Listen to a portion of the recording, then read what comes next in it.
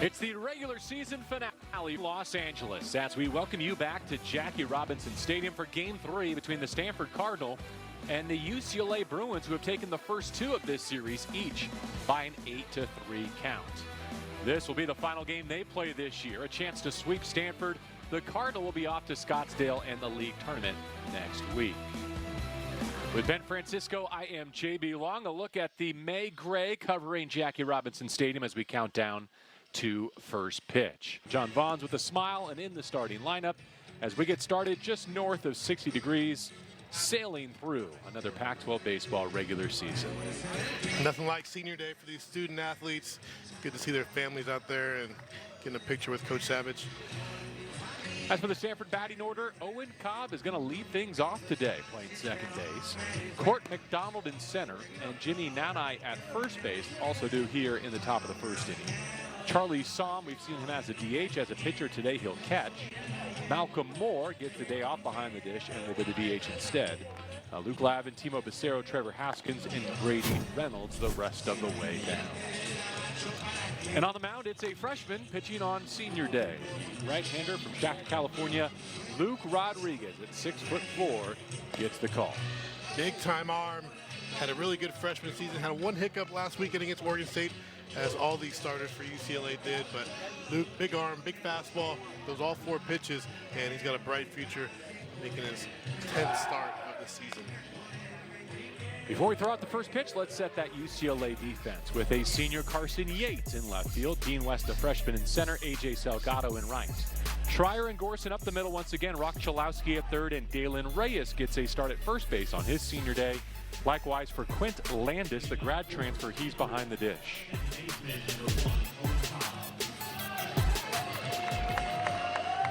So here we go on a Saturday afternoon at Jackie Robinson Stadium.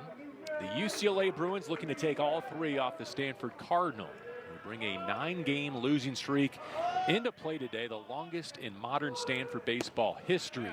And we begin with strike one to Owen Cobb. Owen Cobb finally out of that 9-hole into the first spot. It's been a bright spot for Stanford in this series and all season.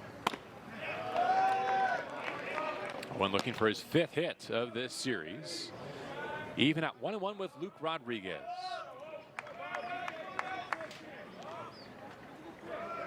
Rodriguez making his 10th career start and 24th appearance as a Bruin. That's a big right-hander, a lot of talent in that right-handed arm. Fastball will be in the low 90s, really good slider as well, changeup, curveball, he's got it all. And it's going to be a big part of this rotation next season for UCLA. Cobb has his 5th hit of the weekend. He slaps a single to left to begin day 3. Just keeps on hitting no matter where you put him in the lineup. Rodriguez throws a slider here, and that one just stays flat up in the zone. And that's a pitch that Cobb is going to hammer, as he does there to get the Cardinals started.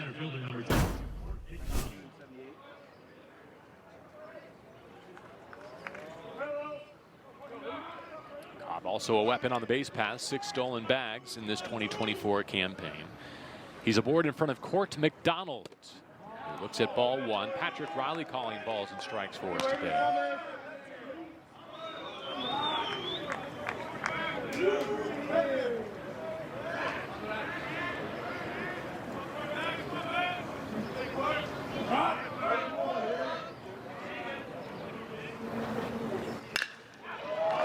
To begin the day for the Cardinal.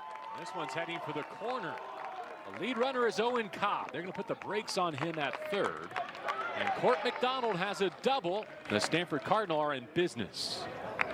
Yeah, Court had a tough time last night with the changeup of Barnett. Rodriguez starts him off with a changeup but misses, and this time he has to go fastball on a 1-0 count, and Court jumps on it. First baseman, double, 2nd, 3rd.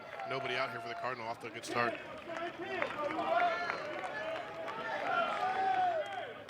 Seventh double of the season for the Stanford sophomore. Arlington, Texas. And so Jimmy Nanai with an RBI opportunity on this Saturday afternoon. Strike 1. And Luke Rodriguez trying to find a way out of this troublesome first. Put the shift on with Nanai at the plate. Only first baseman Dalen Reyes to the right of second base as we view it from behind the dish.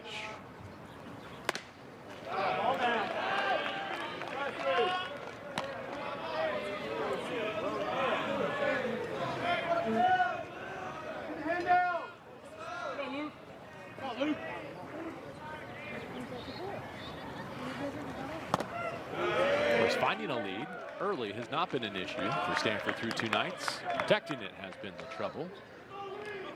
Will comeback wins for the Bruins in both contests. Both games of this series, Stanford has had that one inning where they put up a cricket number and then been pretty quiet the rest of the way. That won't get it done as Reyes, a long wait for Nat Eyes pop up. Charlie Som will be next in line for the Cardinal. Pitch the pitch here, pitch the pitch. On the fourth, the catcher, number 21, Charlie Som. Som steps in just shy of 300 on his junior season. He's driven in 20 runs for Stanford this year, despite missing about half the season. He's played 28 games. Cardinal have played 51. That's in the dirt, and Landis does well to smother it and save a run. You got to talk about his outing on the mound last night. That was pretty impressive. Came in for his first appearance, and I don't know if it was a mop-up duty, but he showed me something and probably showed Coach Esker something. Probably going to see that against him. Struck out the only batter he faced.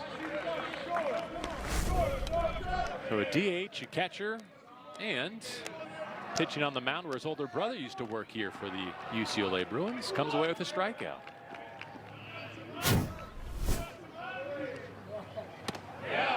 Badly there as Rodriguez subtracts effectively 1 and 2.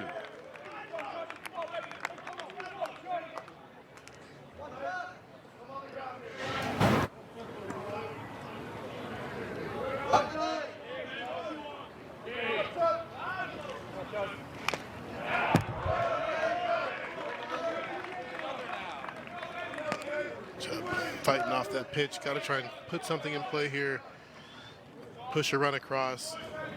Rodriguez obviously looking for the punch out. So I'm trying to battle him. Infield back, giving you this run.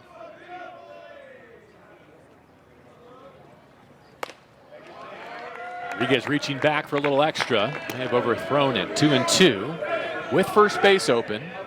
Facing the cleanup man today for the Cardinal.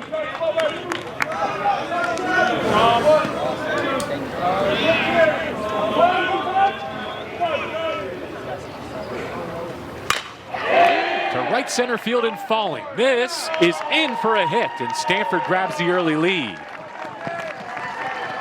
Owen Cobb scoring from third. Court McDonald had to see it down, so he only advances to third. And the Cardinal are at the corners, leading 1-0. Yeah, Rodriguez is going to get another slider, leave this one up again. You see that top of the zone, belt high, and that enables Som to get just enough of it and get it in the outfield and get an RBI single.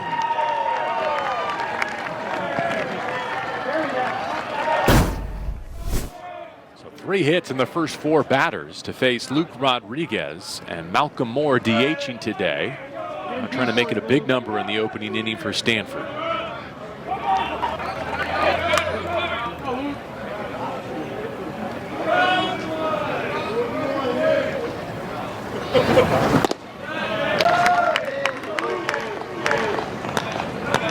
See Quentin like that breaking ball. A little bit better win with the curveball this time. That ball had good depth to it. Got that one down in the zone. Didn't get a strike, but that was a good pitch.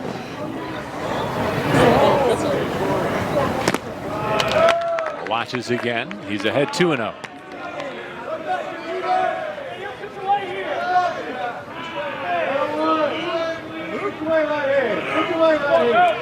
More right up there with Cobb. And the RBI lead for Stanford. 31 and counting. 3-0 the count.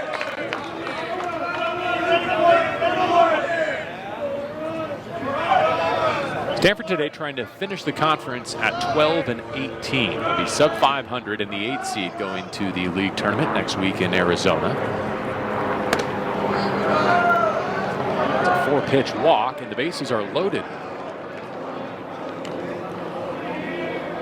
UCLA is received great starting efforts in both nights of this series so far. Luke Jewett on Friday, Michael Barnett working 7 innings yesterday, but Rodriguez in a world of hurt so far, having thrown 20 pitches.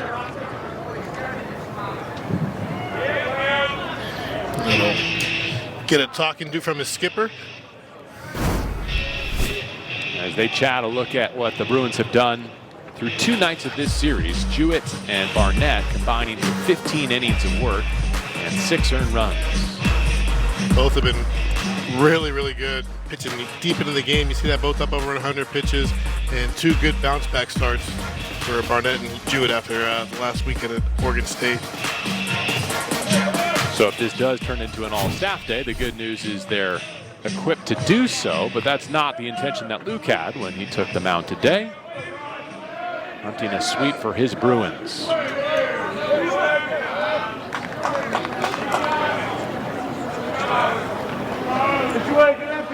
At the 6th spot in the order, Luke Lavin's making his first appearance of this series for Stanford.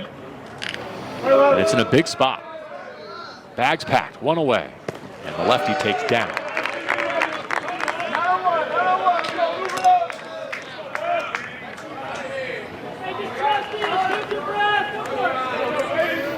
Get our first look at the talented freshman Luke Lavin.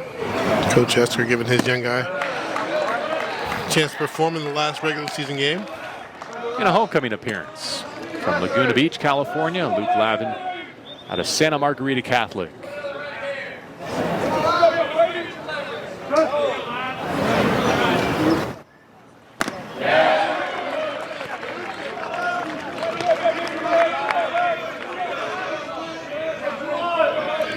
Luke beats him with 2 fastballs at the top of the zone. Able to get ahead. Again, looking for a strikeout now that he gets ahead, see if he can make a quality pitch. Down to first. This will get another run home. Reyes only play to take it himself. 2-0 Stanford, and Lavin picks up an RBI. It's Court McDonald scoring there. So the first 2 Cardinal reach and they both score. Number 2. Now Timo Becerra with 2 outs will bat with a chance to make it a crooked number.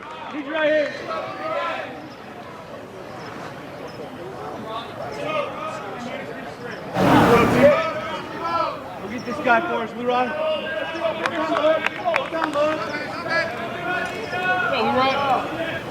Becerra at the plate. It's Charlie Somm at third and Malcolm Moore at second. First pitch strike from Rodriguez. Stayed on top of that slider. That was a good one. Got that one down and away in the perfect spot.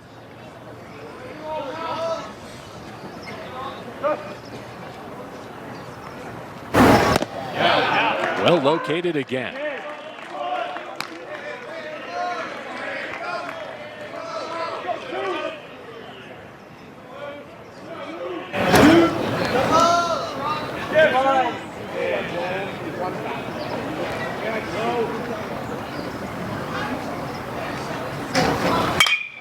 To right center field. Salgado to the gap, reaching up. Cannot bring it in. Into second with an RBI double. Timo Becerra stays hot for the Cardinal. Somm and Moore score. It's 4-0 Stanford. It's an 0-2 fastball, got too much of the plate, and Timo does a good job of staying on that, not trying to pull it. And AJ broke in a little bit, had to come back on the route, and just missed it off the top of his glove. Good effort.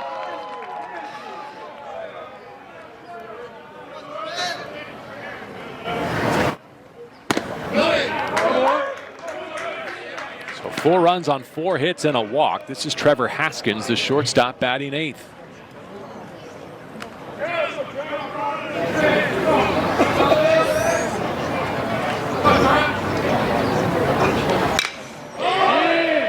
On the right field line, bending foul, and it falls for strike 2.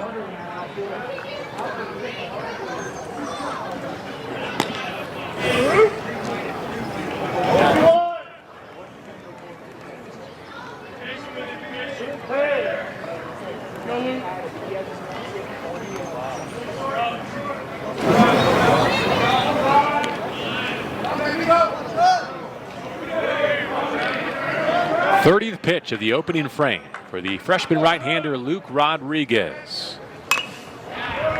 Still searching for the final out at the top of the first. There again, 0-2 pitch. Left that slider up and a good pitch to hit. Gotta try and get this ball down. A lot of pitches up so far in this first inning. Way up there.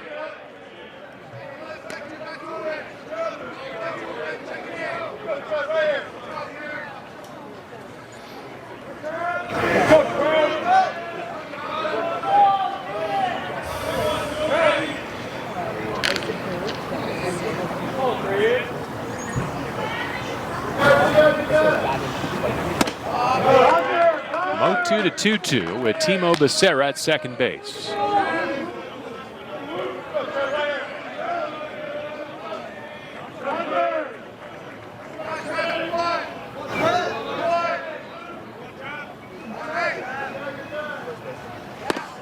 that's how the top of the first ends. 4 runs on 4 hits. UCLA's got them right where they want them. It's been the story through 2 days of this series. A couple of comeback wins for the Bruins so far, but this is the biggest scoring output we've seen from the Stanford Cardinal. They've got 4 after a half inning. A.J. Salgado will look to answer here for the Bruins. Batting first, playing right field. Quint Landis, the catcher, and a senior, bats second. Deuce Gorson, a lefty, playing second base, bats third. Then Rock Chalowski, Dean West, and Cody Schreier in the middle. Reyes, Vaughns, and Yates the rest of the way down for John Savage. The senior day starting lineup here in their 2024 finale. And they're going to face Ryan Speciak, the 6'1 freshman. Yeah, Ryan getting the start here. Thought we might see somebody else, but they're going to go with Speciak in his 5th start of the season. Low 90s fastball, good changeup. He's got to throw strikes. So you see there 25 walks in 30 innings. So command has been an issue at times this season. We'll see if he can get ahead and finish hitters with his changeup. Lavin, McDonald, and Reynolds in the outfield behind him. Haskins and Cobb up the middle. Becerra and Nadai at the corners. And he'll be working with Charlie Somm behind the dish today.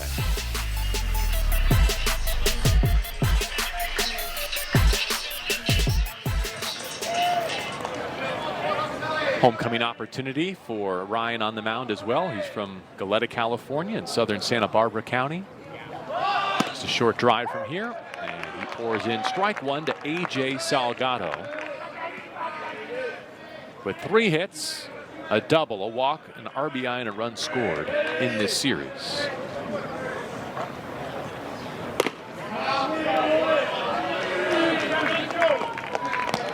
Overcast skies, but bright so far today, Ben. That sun's trying to break through.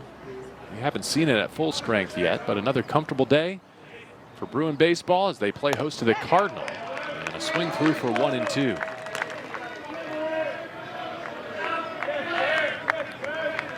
First look at that changeup, and that one had good depth and good late tailing action.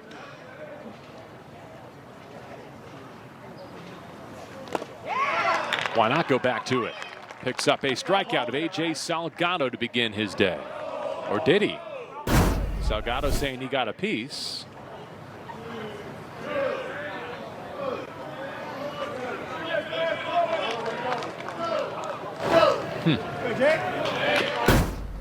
Tough to see on the replay, but no argument from Somm.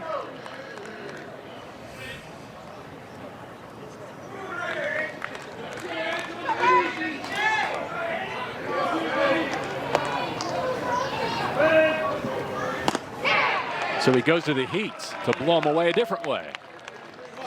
It's a good sequence by Speciak. Doubles up with a changeup and comes back with a fastball up and in for the punch out. Number 3, Quint Landis.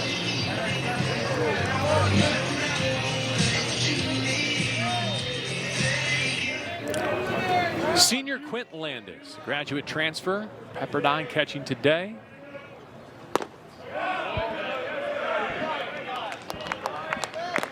As they recognized him pregame, they made mention of the fact that Quint's next stop is medical school. He has ambitions to be a surgeon.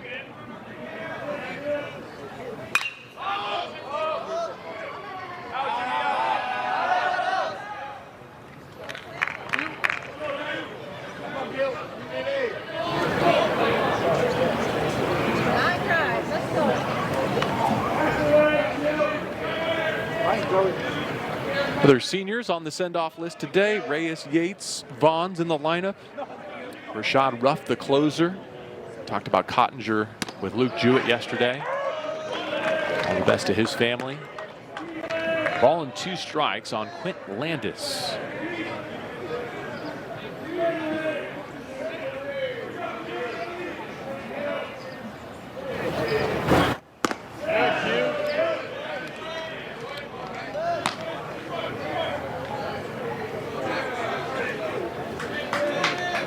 Landis hails from Westlake Village, California.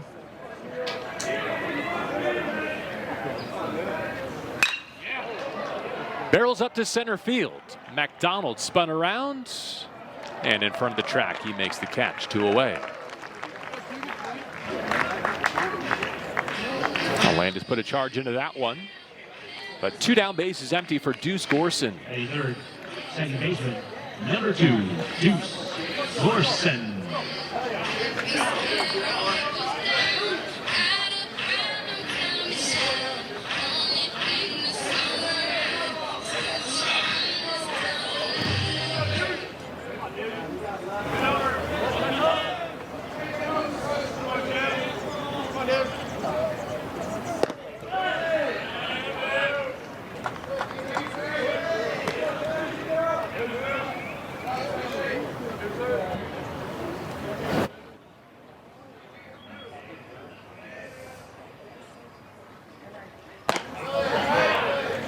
Gorson ahead, 2 balls, no strikes. Rock Chalowski behind him in the cleanup spot if this first inning continues.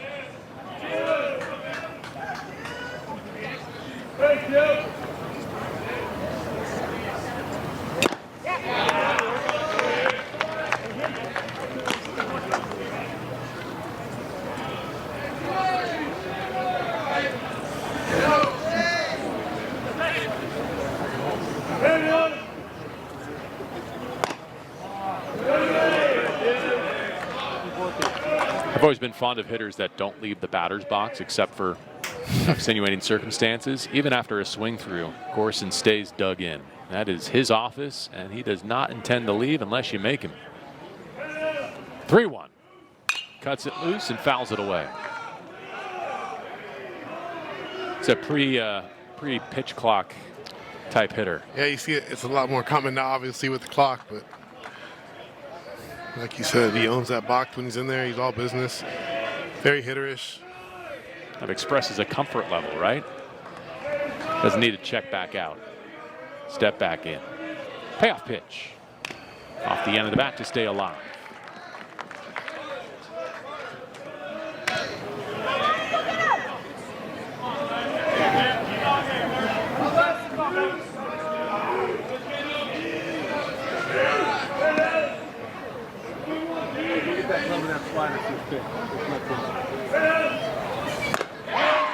Big time stuff from the freshman right-hander back in Southern California and working a 1-2-3 inning with punch-outs of Salgado and Gorson. So the big first inning for the Stanford Cardinal. They've got 4 on the board as we head to the second in the regular season finale here at Jackie Robinson Stadium. 6 runs scored in the first inning of this series. They came in 13-11 when scoring first, but have fallen on the first 2 nights of this set against UCLA. We'll see if the trend reverses today. Again, they're in front 4-0 and sent 8 to the plate in the first off of Luke Rodriguez. So Brady Reynolds in the 9 spot to open up the second inning. What are you thinking if you're Luke Rodriguez? That you've survived the worst? And yeah, I'm thinking I got to start getting that ball down, driving down through the baseball. You see again, first pitch up in the zone, kind of rushing his delivery a little bit. He needs to stay behind the baseball and finish his pitches.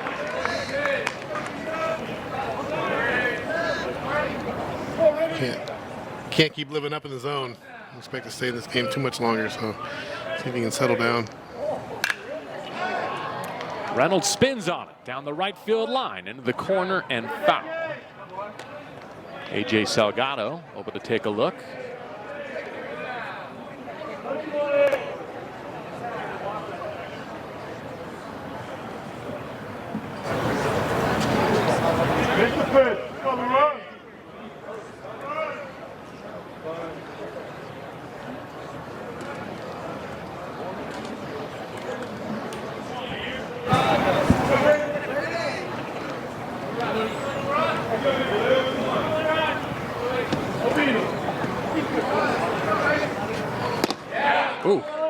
wicked. Some of the sharpest stuff we've seen from Luke. Yeah, that was nasty, and that's the curveball. I think he's got a little bit better feel for this today. You see that one, just nasty late break. That's the second nasty curveball he's thrown. And look for him to feature that a little bit more than the slider. Seems to have a better feel for that today.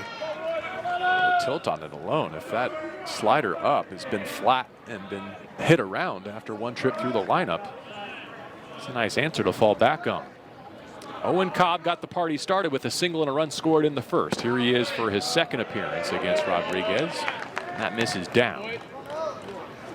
Action underway across the Pac-12. Washington is at Cal, Washington State at Oregon.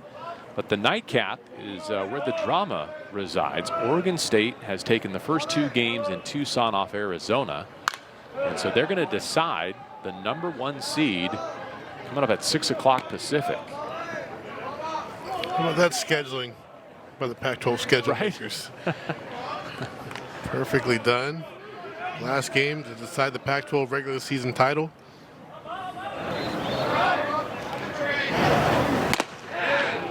Of course, we thought there'd be much higher stakes to this series between powerhouses Stanford and UCLA, both picked in the top 3 of the conference.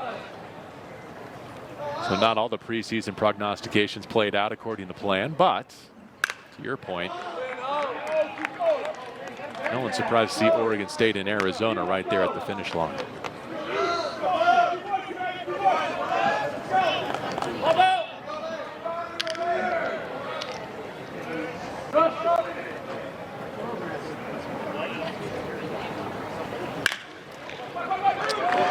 A C&I single off the bat of Owen Cobb. He's 2 for 2 as the shortstop Cody Schreier was shaded towards third base. Let's take a look at the Pac-12 tournament seeding if play started right now. We've got Oregon State in the placeholder for the 1, but again, Arizona could still take that. We know that Stanford's going to be the 8, grouped with the Arizona programs right now. 3 pools of 3.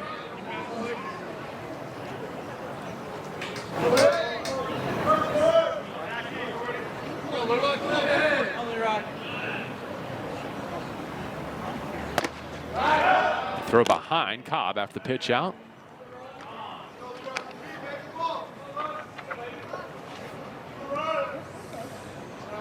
Good look at Quint Landis behind the dish today for the Bruins.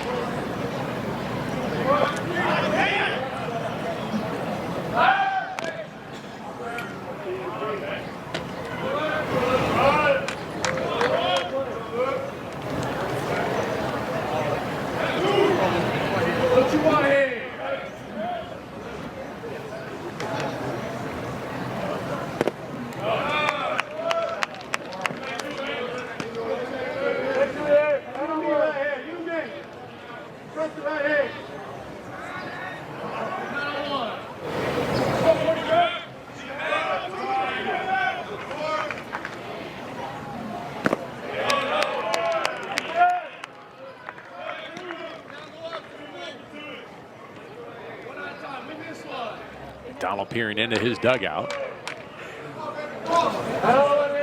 Imagine the question, am I taking here at 3-0?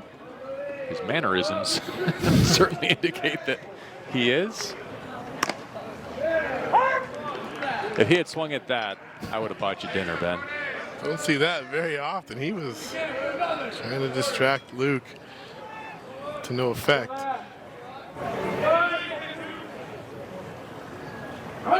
Runner goes. It's ball 4.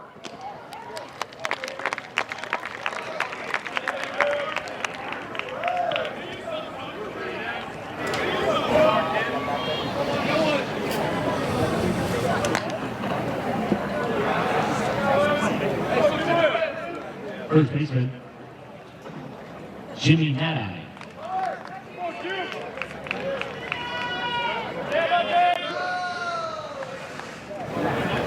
After Cobb and McDonald reached in the first, Nadai popped to first base.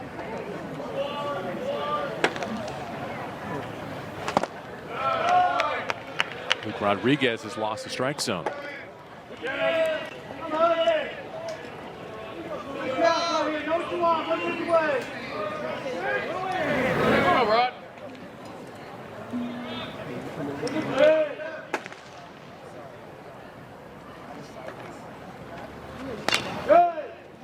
cue shot off the end of the bat. That will stay foul.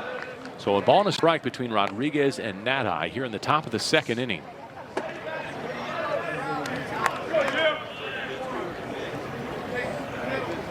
Come on, Jimmy. The double play has been a friend of UCLA so far this weekend. We're trying to roll another one up.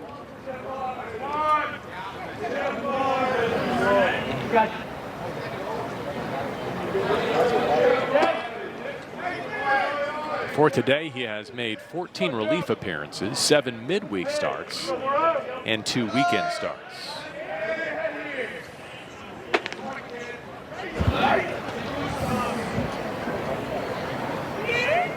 Ready with the 1-1. Just missed.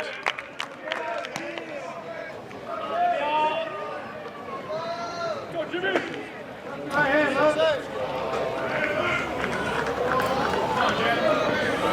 Luke came into today 5-4, his team in his starts. The only starter above 500.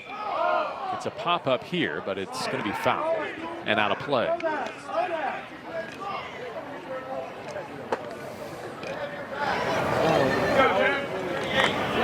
We're not talking about his record individually, but his team record when he starts. Got some work to do today, trailing 4, and Stanford looking for more. 2 aboard, less than 2 outs in their second inning of work. And this is Jimmy Nadai at the plate.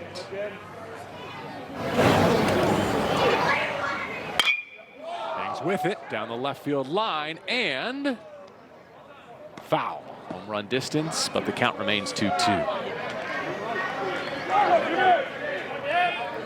Doubles up with that right-on-right changeup. Nadai just missed that one. Didn't really miss it, it was just out in front of it.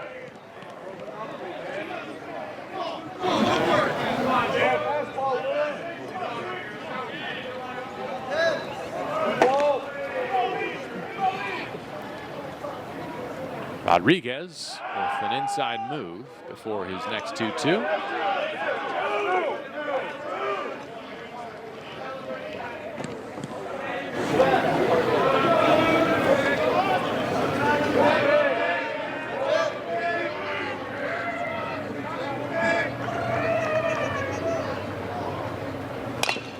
Nadai, a little cue shot back to the mound. Only play at first, it's high, and he's safe. The first error of this series loads the bases for the Stanford Cardinal.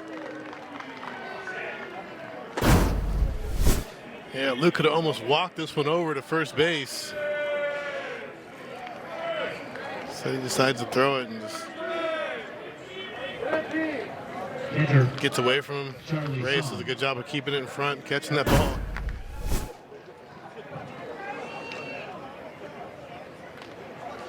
Look at the UCLA defense within the conference this year. It's been a tough season with the leather. But that's not been the case in this series. We've been treated to 2 nights of really terrific, competitive, high-level baseball between both sides. That was the first miscue. Let's see if the Cardinal can cash in.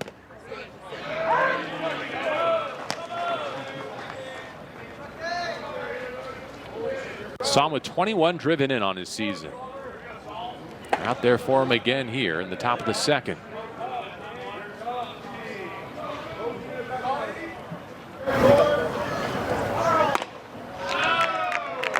We've not seen a home run yet this week, have we? A couple of doubles, that's about it. In terms of power production.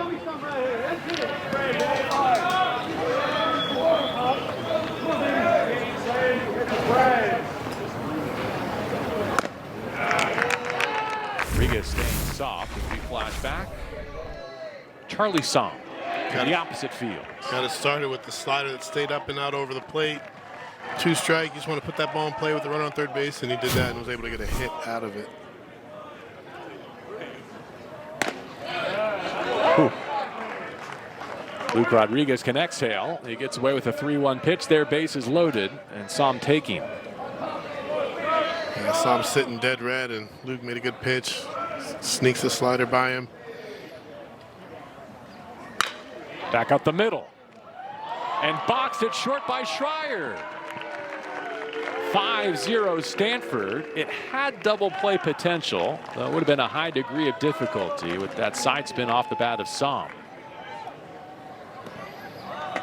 Yeah, they had double play written all over with the catcher Som running. Designated hitter. Got to secure the baseball.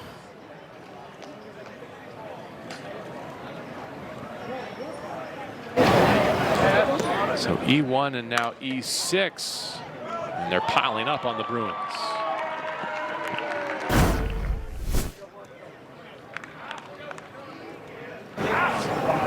Cobb scoring there for the second time today. And John Savage out to make a change. It appears to be the case. Will Goldberg can be next for the UCLA Bruins. Or is he? Some indecision, but that's how it's gone so far today at Jackie Robinson Stadium. As we're early in this contest, top of the second, 5-0 Stanford. Luke Rodriguez is out and Will Goldberg is in.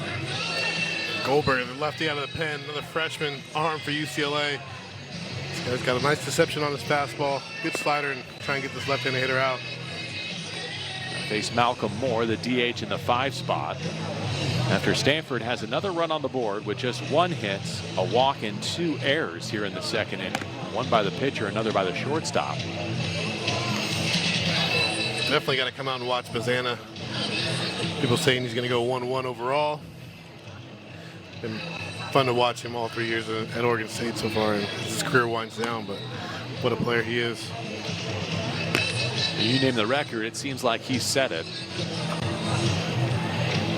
OSU's career mark in hits, runs, home runs, walks, stolen bases, total bases. It's pretty good.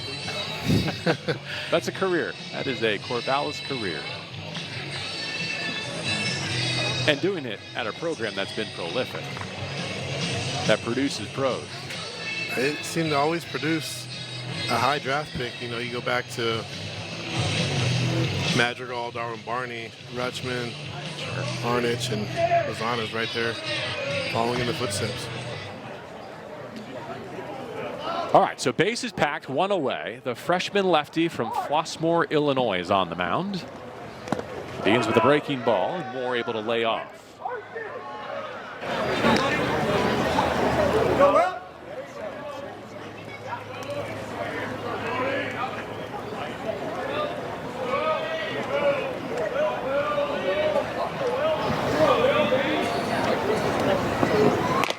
Good spot, strike 1. Well, Goldberg stands 6'1".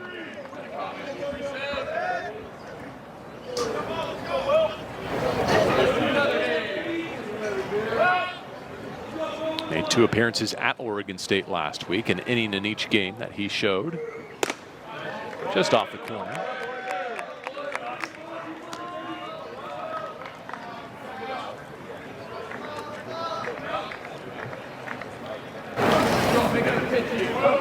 Cobb has already scored. McDonald's at third, Nadi at second, Som at first. The base runners for Stanford, as this is skied to deep right. A.J. Salgado rounding it at the track, tagging from third. Here comes McDonald. From second to third, Jimmy Nadi. Som stays at first, and it's 6-0 Stanford in the top of the second. And that ball was a mile up there. Malcolm Moore does a good job executing, getting that sac fly to deep right, just missing a grand slam. But they will take it. Stanford continues to add on here in the second inning. That's the best field to homer to here at Jackie Robinson Stadium, but off the bat it never felt like it was going to get all the way there, and yet not until the very last second when Salgado pulled up in front of the wall did it become a sacrifice fly. And an RBI from Moore. Here's Luke Lavin next. First pitch strike from Will Goldberg.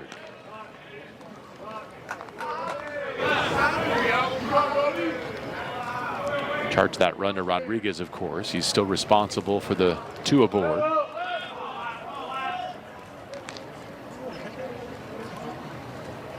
That had some tilt to it. Doubles up with the curveball. Lavin in there facing the left-handed pitcher with the starter coming out, but he stays in there. Now he's down 0-2.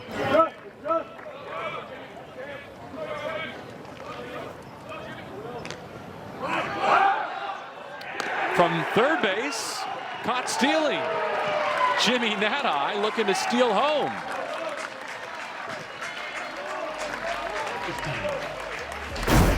We've seen just about everything in this series. Yeah, taking a very risky play. You don't see that successful very often, but UCLA executes well to end the inning.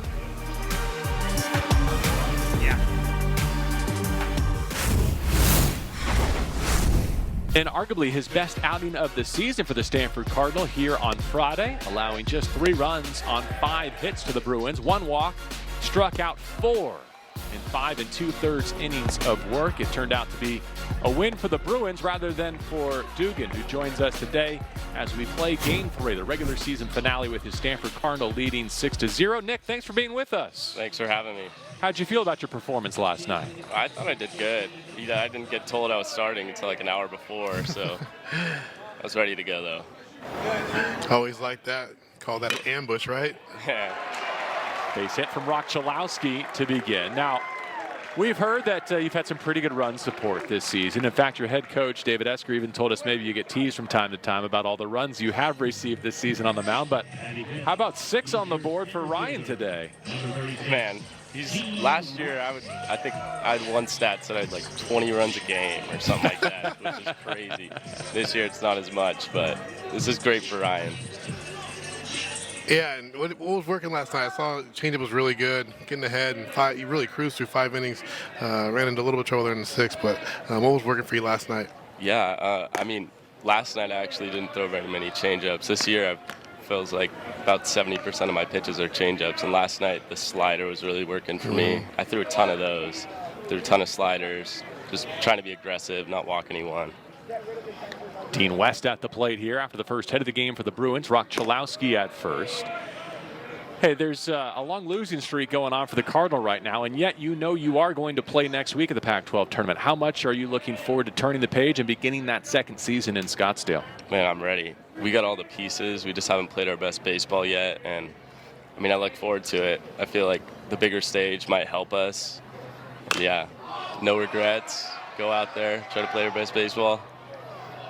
And you threw 5+ innings last night. I know you got an hour warning yesterday about the start, but any talks about when you might get the ball in this tournament this week?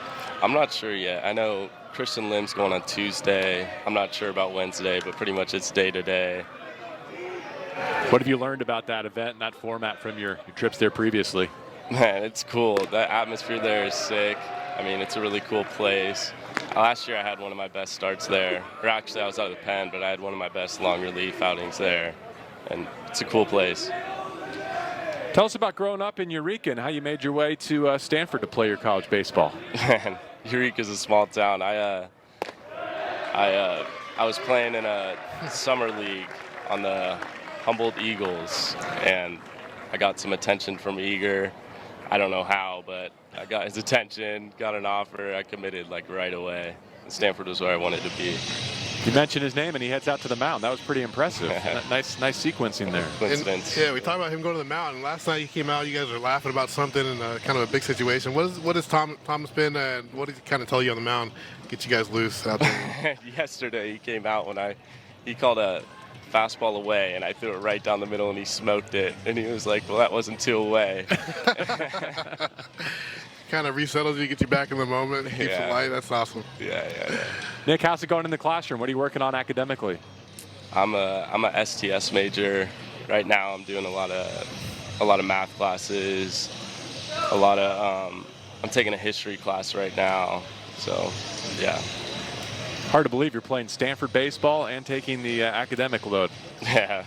It's got to be a lot. Yeah, in the spring it gets a little rough, but And it's how about your plans for the summer? Are you staying around for school, or are you going to go play summer ball somewhere? I'm going out to go to it in the Cape. Okay. Yeah. Wow. What have you heard about the Cape experience and what that can do for a young man's career? Well, I went there last year. Oh, great. I went there for 2 weeks. I actually played with Finn on UCLA. But it's a cool experience. It's really cool. I love it out there. Do you have any summer ball experience, Ben? I played in Alaska in Anchorage. Never played in the Cape. But yeah, I played in Alaska in the 24 hours of sunlight day-night game. You start a game at midnight, and they call it the Summer Classic or something. Never gets dark. How about that? Cody Schreier at the plate here. 2 aboard for the Bruins as he checks his swing. And on the peel, that's a ball. One more for you, Nick. Maybe give us a parting shot, some words of advice to the freshman right-hander here, Ryan, as he looks to preserve this 6-0 advantage. Man, he's been getting better. He's been getting a lot better. He's got his changeup has always been good. His slider's getting better. This is probably one of his better outings he's had. And look forward to what he can do.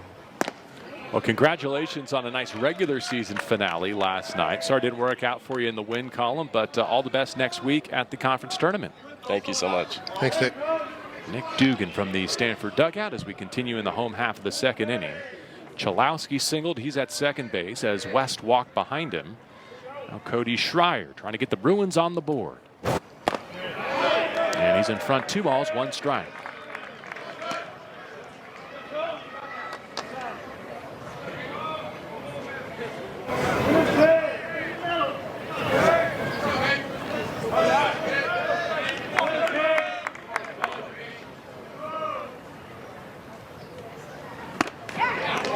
Schreier wasn't cheated, 2-2. Getting the hitters count, you're always looking to do some damage. Settle back in here with 2 strikes and try and hit some hard back up the middle.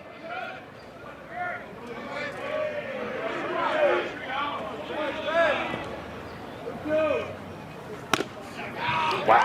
Busted him in on the hands and strikes him out in a big spot. Schreier, in disbelief, turns and walks away. He's leaning out over the plate. And that one looked in. Couldn't believe it. Tough call, but good pitch. Speciak going in for the fastball, and Charlie Shum does a good job of holding that one. So on his senior day, here's Dalen Reyes, batting 7th, playing first base. He's got Chalowski at second and West at first. 1 away, and the Bruins second.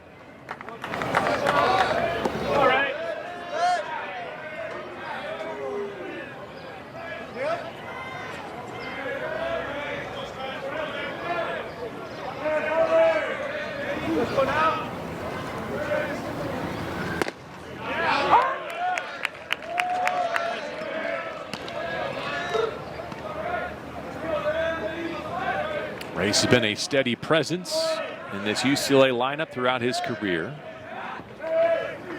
Honor roll student.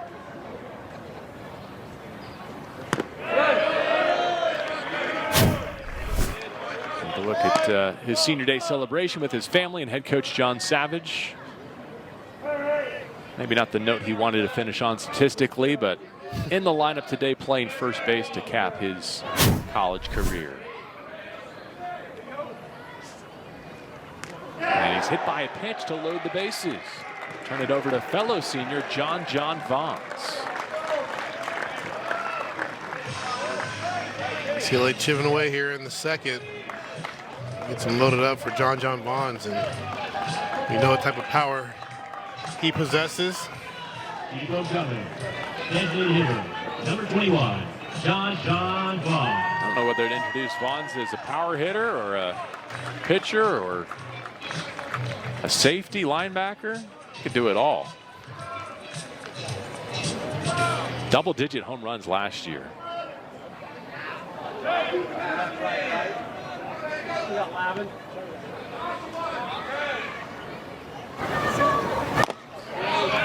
He's called an athlete. That's right. Is he ever? Nice young man, too. Saw him out at spring football. He was not practicing with Sean Foster and the Bruins, but was a steady presence through their spring. A ball and a strike. Does he have another year eligibility in football? Yeah. Sounds like he's going to be out there for the Bruins next fall. Checks that swing, 2-1. If he pitches today, it would be his 10th appearance of 2024. It only worked 1 inning before this season. 19 career home runs as he bats here on his senior day with the bases loaded. And lifts it to left. Back to tag is Rock Chalowski. In left field, Luke Lavin reels it in. And the Bruins are on the board. A sacrifice fly from John Vaughn.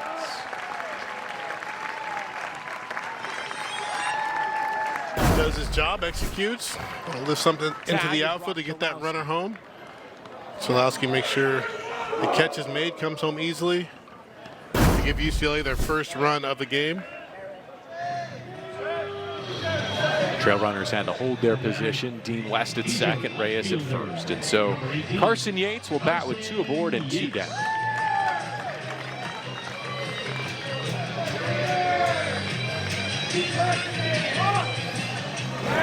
Freebird, his walk-up song, in case you didn't catch it.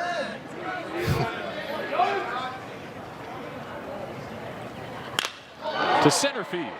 First pitch swinging. Court McDonald can't get there, and one hops the wall. West has scored. Reyes behind him. On his senior day, Carson Yates with a 2-out, 2-run double.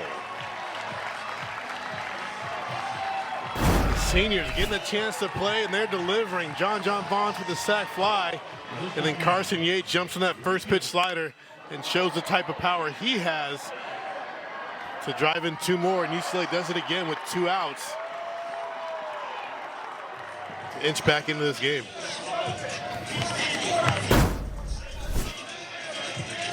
And the 2-out production is statistically unsustainable, but in the same breath, it's been a long time coming, right? It's got to feel refreshing for a Bruin team that's struggled mightily in big spots this season. They've had 8 walk-offs against them. Been about a month since their last league win before taking the first 2 of this series off the Stanford Cardinal. Trying to finish with a bang. And maybe 3 straight come from behind victories. Speciak pours one in at the knees. To get to 0-2 on A.J. Salgado.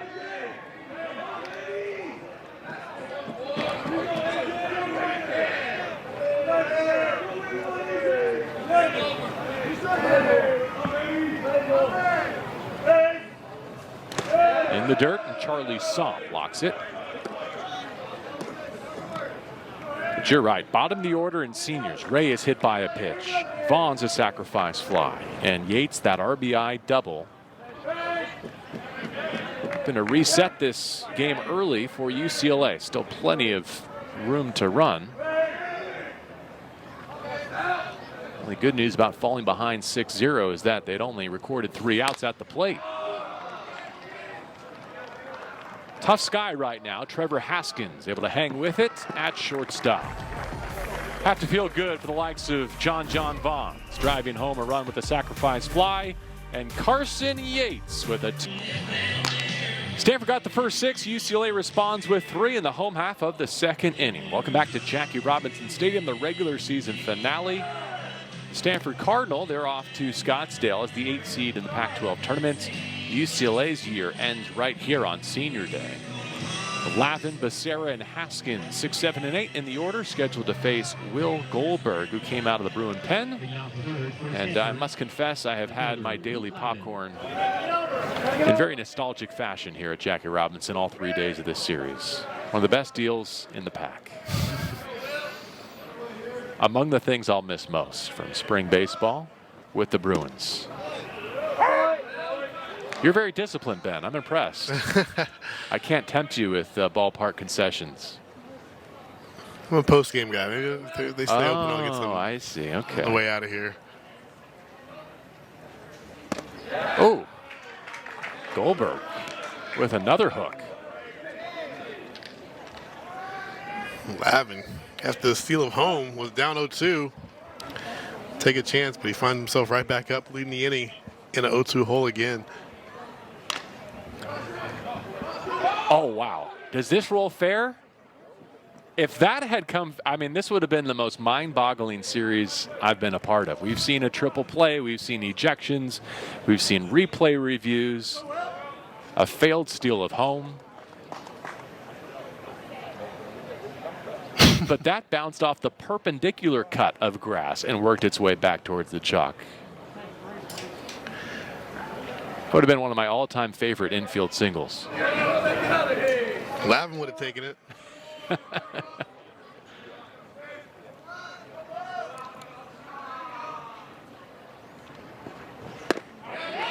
Instead, down looking. Let's go back to that caught stealing. Crashing home from third. Jimmy Mad-Eye to end the top of the second. Yeah, they're trying to catch Goldberg by surprise, either draw a balk or a bad throw, but he kept his composure and was able to execute, step off, and throw a strike to Quint for the tag. That was some quick footwork, wasn't it, on the step off throw home? Nice and compact.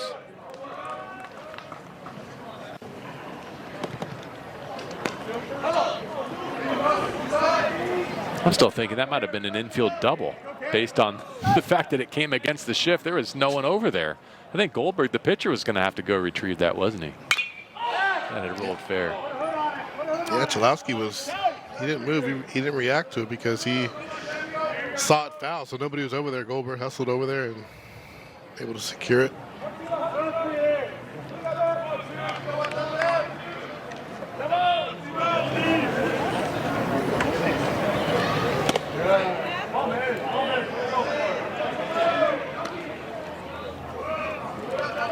Timo Becerra's got his average up above 300 now. Playing third base again today for the Cardinal. He had an RBI double in that 4-run first inning.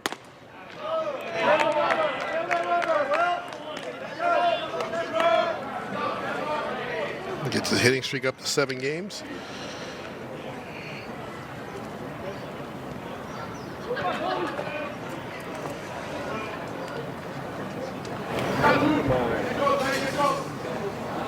Three-one pitch. And it's ball 4 to Timo Becerra, aboard for the second time today.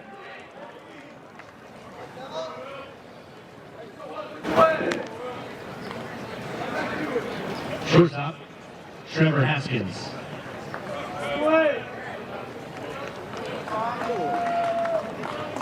Back to our concessions conversation. You've already confessed to being a cotton candy guy, though. We got that out of you earlier this week. Yeah. If they had cotton candy here, I would be eating that pregame. What about in-game as a player? Are you a sunflower seed guy? A lot of sunflower seeds, yes. That was my my vice as a player. You chewing seeds like all day. A little bit of gum at times, but mainly sunflower seeds. Shelled peanuts being passed. That's adorable. It's love right there. Oh my gosh. AJ Salgado. Out number 2.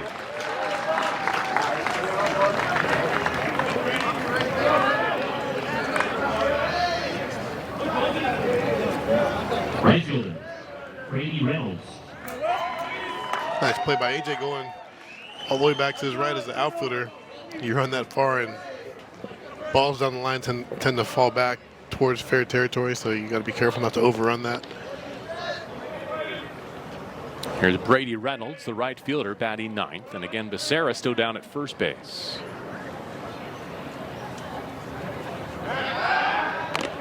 Going to sneak a couple of thank yous in throughout the course of today's broadcast, our 12th and final year here on Pac-12 Network. And we'll start with Tyler and Andrew, Stanford and UCLA respectively, the sports information directors for the Cardinal and the Bruins.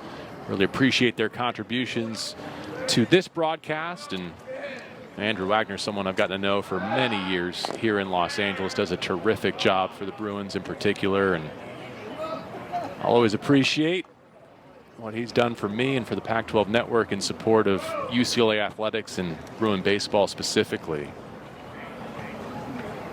A lot more to come over the course of our 9 innings today. Here in the top of the 3rd. Ball 1 to Reynolds, who struck out the first time he batted today. That was off of the starter, Luke Rodriguez. Now he sees Will Goldberg for the first time.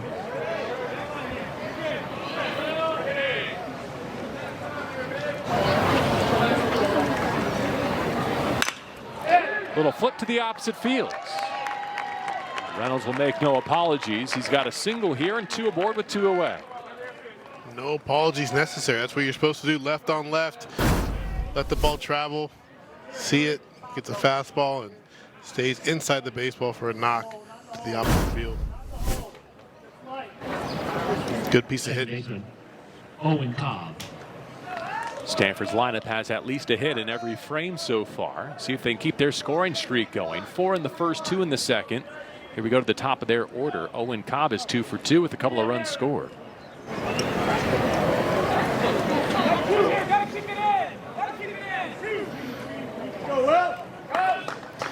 Already has his 3rd straight multi-hit game of the series. We've already talked about how he has 4 4-hit games already this season. He's well on his way today.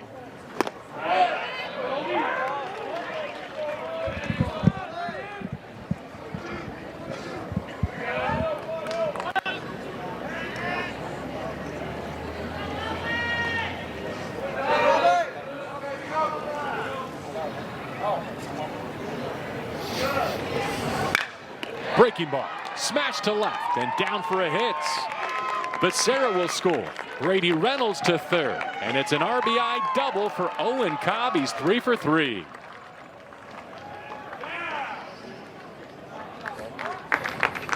Just can't find a way to get him out. Owen Cobb just continues to do it from the 9 hole. Now he's in the top of the order. Nothing changes. You throw a strike in the zone, he puts a good swing on it. Delivers a 2-out knock. Drives in Becerra.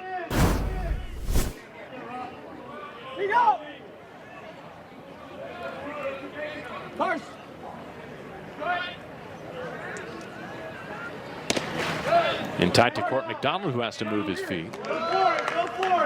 He also has reached twice and scored 2 runs.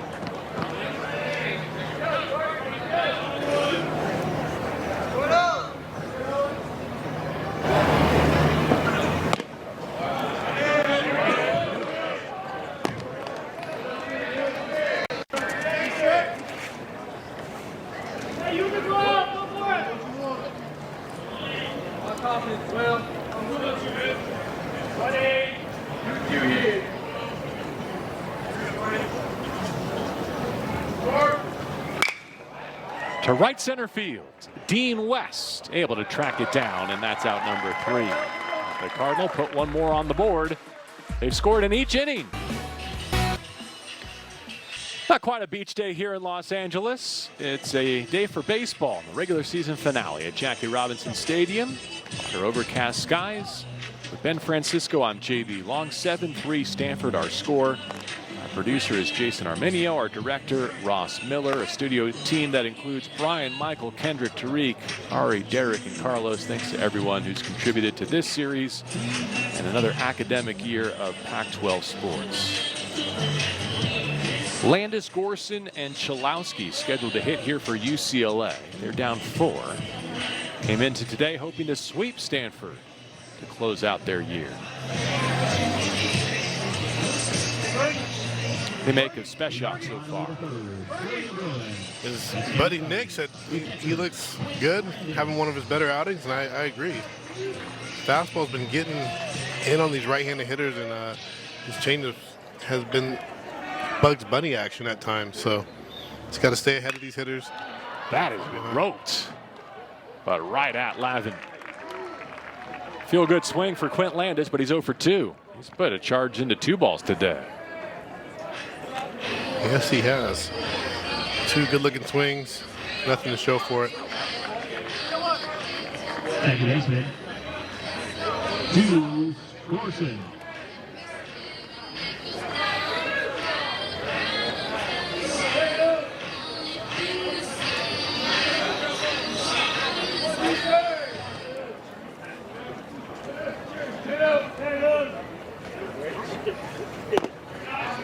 First pitch struck to Deuce Gorson, who struck out against Ryan back in the first inning. Speciak also pitched at the start of this week, Monday at Cal. Picked up 7 outs in that game. Subtracts, and Gorson able to take ball 1.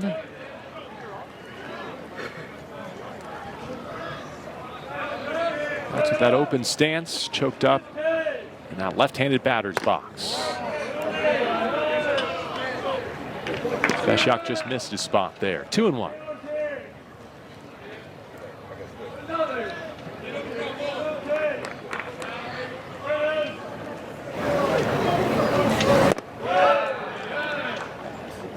Good taking in by Deuce.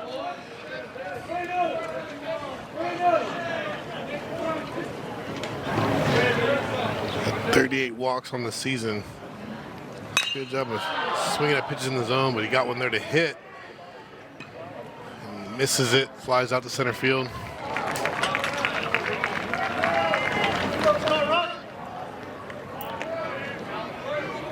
That was a pitch to hit. He did a good job of laying off those tough pitches down in the zone, and Speciak challenges him with a 3-1 heater, and he wins.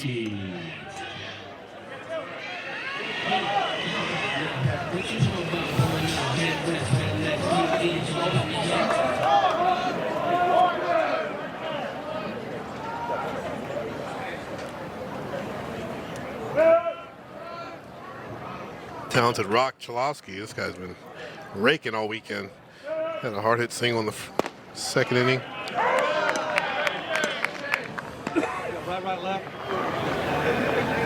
And that's only to mention what he's done with the bat. I think he's been equally impressive down at third, don't you?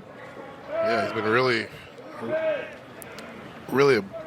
as advertised. You know, he was the #1 recruit, and he stepped in here from day one. Like you said, last night he's played every game. Been a consistent performer all season. Got his average up to 299 and played rock solid defense.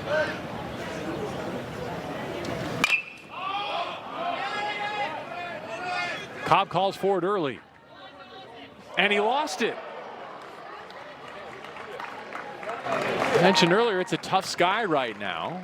A lot of glare, and a freebie for Chalosky. Freebie is right. He's going to take that one. He had one like that Friday night as well. Center fielder. That one just gets lost in the sun. No shades for Owen. If you don't have your shades on, that ball goes in the sun, you are in trouble. No shades for any of the Stanford infielders that I can see, which is surprising. I've almost put mine on a couple of times. Let's see if they get him on next inning. I'm sure they will.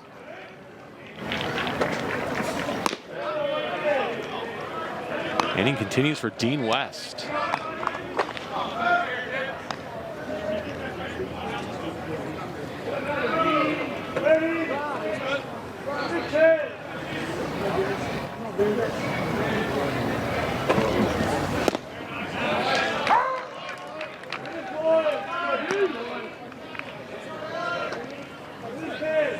Got his 4th walk in the second inning, Dean West. This guy rarely swings, but when he does, he's 4 for 4 in the series. Just showing a really good eye at the plate, not chasing anything.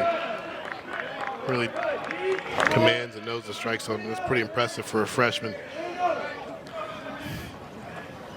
Well, the next game that he counts for UCLA, he plays that counts for the Bruins, is going to be a long ways away, but it still feels like this one is something to build off of, this series right here and these late season opportunities. Yeah, this is a guy you want at the top of the order. And you know, talking to Coach Savage earlier, he had a little issue with his hand, missed a lot of time, didn't get to play as much as he wanted. And he's a difference maker, and get a chance to play all summer and come back next year, and expecting to be leading off day 1 for UCLA.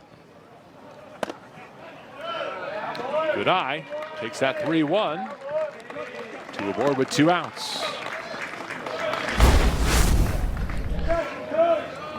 There he goes 2-out RBI single to right field after working the count to 3-2. He's on base here with this walk tonight for the 10th straight time in this series. That was the signature game of his freshman season last night. Career best 3 for 3, 3 driven in. You can tell he's seen it well. Cody Schreier now has the potential to change this game with one swing.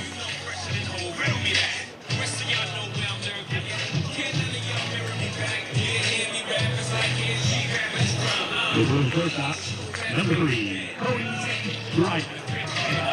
Here go the UCLA Bruins with 2 outs again. 2 freshmen, Chalowski and West, in the middle of it. And the RBI man Schreier, who's been a nightmare with 2 outs in this series. Only in baseball can you have 2 outs on a ball that was hit as hard as any today off the bat of Quint Landis. And a pitch that Deuce Gorson probably hits out of the yard half the time and just missed. And then Chalowski with a ball that gets lost in the clouds. West a walk. Let's see if the Bruins can make something out of it. It's kind of been the issue for Stanford. They make one miscue, a chance to get out of the inning, and UCLA's capitalized the first 2 days. And that pop-up that wasn't caught, now you're in a danger zone 2-0 count on Schreier. You know, technically not an error, but what feels like the potential for some unearned runs here. Again, not officially in the box score, but that's the opportunity that presents itself for Schreier, who you would not have expected to have this chance, at least not here in the bottom of the third. 3-0 the count. Reyes behind him. Right down the middle. And now it's on 3-1 between Speshak and Schreier.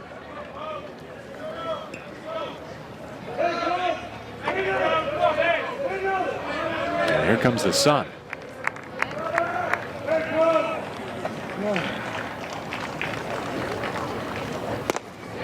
Wow, I'm surprised that was a take. Yeah, he took 3-0, got one right down the middle, and Speshak comes right back. Gives him another pitch to hit. Schreier didn't offer at it.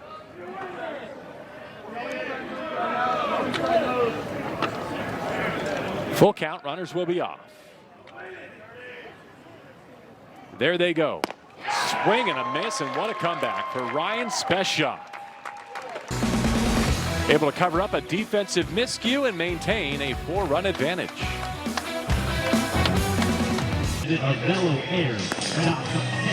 7-3 Stanford as we go to the 4th. And they're on. Geared up races here. Mask on and everything. That's a fairly easy one for the young adults. I think you go dizzy You back gotta go first, dizzy. and then the catcher's Yeah. gear. That would be worth a watch.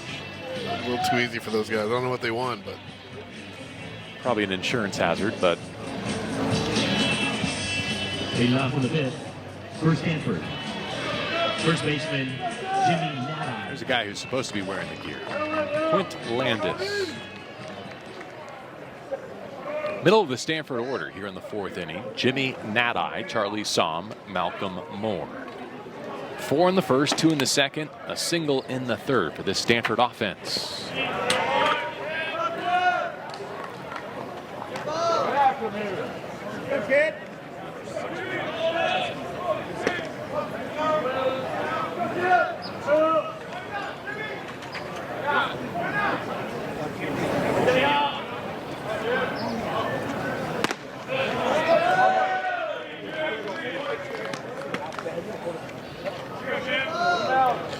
Stanford did a good job of getting out of that. There's 2 outs, miscue.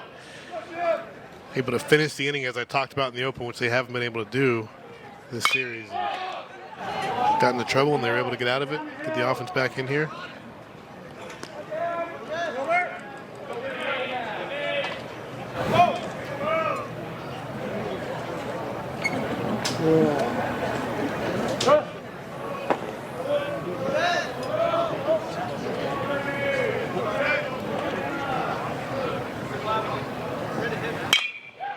Nada to the right center field gap.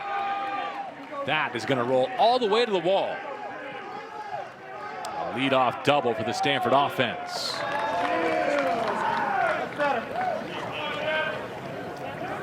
That was a pretty swing. That is execution 101. Facing a left-handed pitcher, you stay in that opposite field gap, get a fastball down and away. Drive it right to right center field for a leadoff double. About the only place you can hit that ball hard. And his swing was perfectly tailored to it. Fun to watch. Perfect swing. Sets up Stanford to add on to this lead. Charlie saw him up, cleanup hitter. Had an RBI single in the first inning, reached on an error in the second.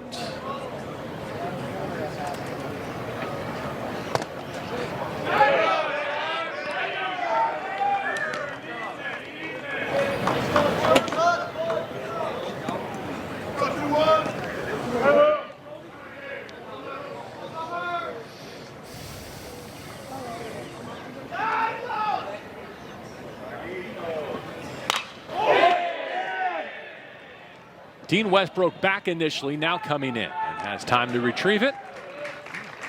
Nadi stays at second, one down. Yeah, he broke back, but that ball was high enough that he's able to recover. Use that speed to come in and make that play. The DH, Malcolm Moore.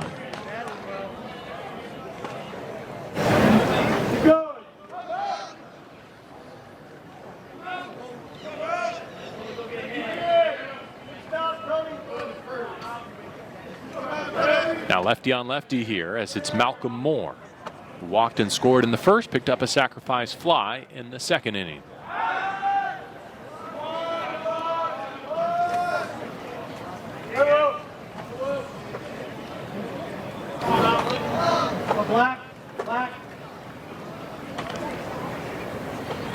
Sophomore from Sacramento. He's driven in 32 on his season.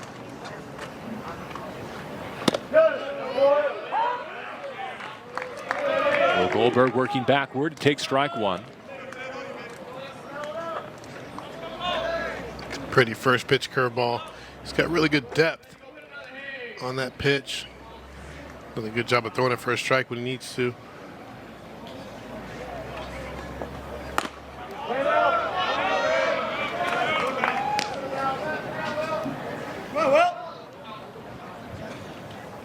Four tires right here. Come on, man, let's go. Four tires.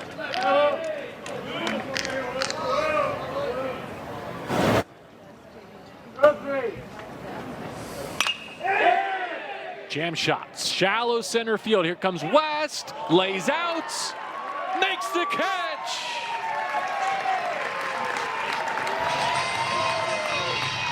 Circle that one on your scorecard as Dean West flashes some leather. Mr. West is in the neighborhood. He keeps his excellent weekend going, this time on defense. Steals a hit away from Malcolm Moore, trying to sneak that one in front of him. West, full speed ahead in, lays out, makes a heck of a play. You're down, kid. So now the shift on for Luke Lavin, left-handed hitting corner outfielder. Will Goldberg trying to post the first zero of the day for the Bruin pitching staff.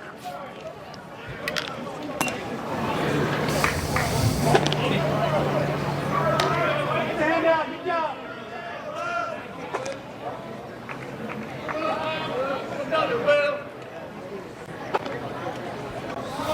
Mark.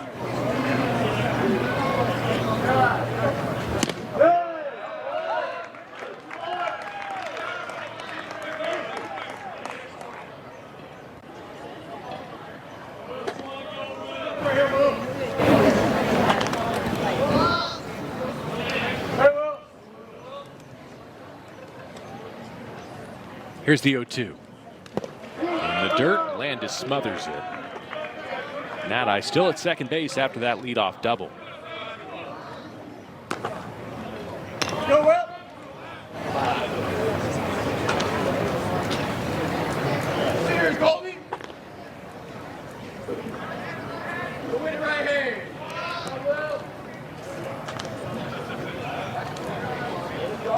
There goes the runner.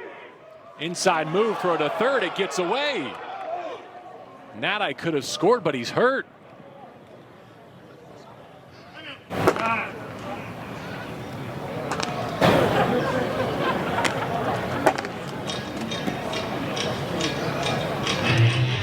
That doesn't look good.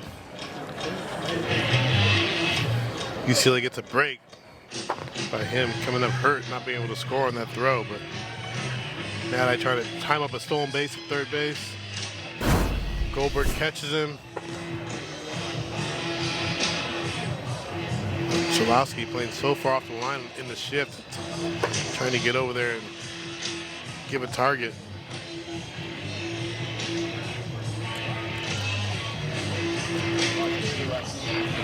Don't see anything there, but looking at his lower half of his right leg, it looks like over there, maybe a rolled ankle. Maybe on the first contact with Chalowski, right? He kind of came up short of the bag as Chalowski crossed his path. That spike dug in.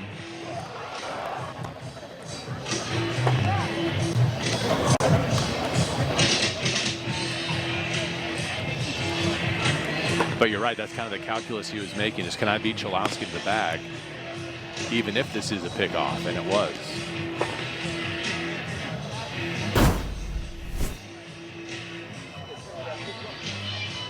Yeah, you probably see the roll. Yeah, you're right, JB.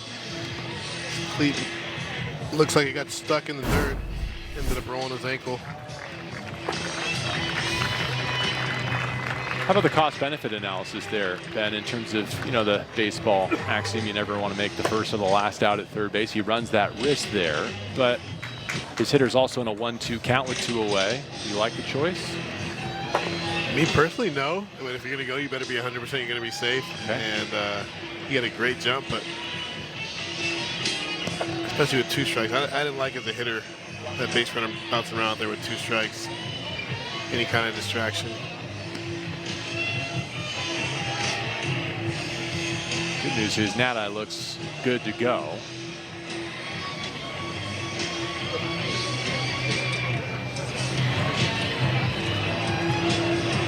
Hoping to stay in this game.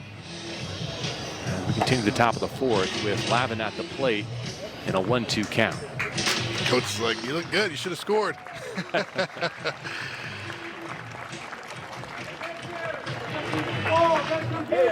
The only good thing about twisting an ankle is sometimes that initial shock can be the most painful part of it. And I hope that's the case for Jimmy Nadi, not just here today, but of course knowing that they're going to go play in the conference tournament next week as well.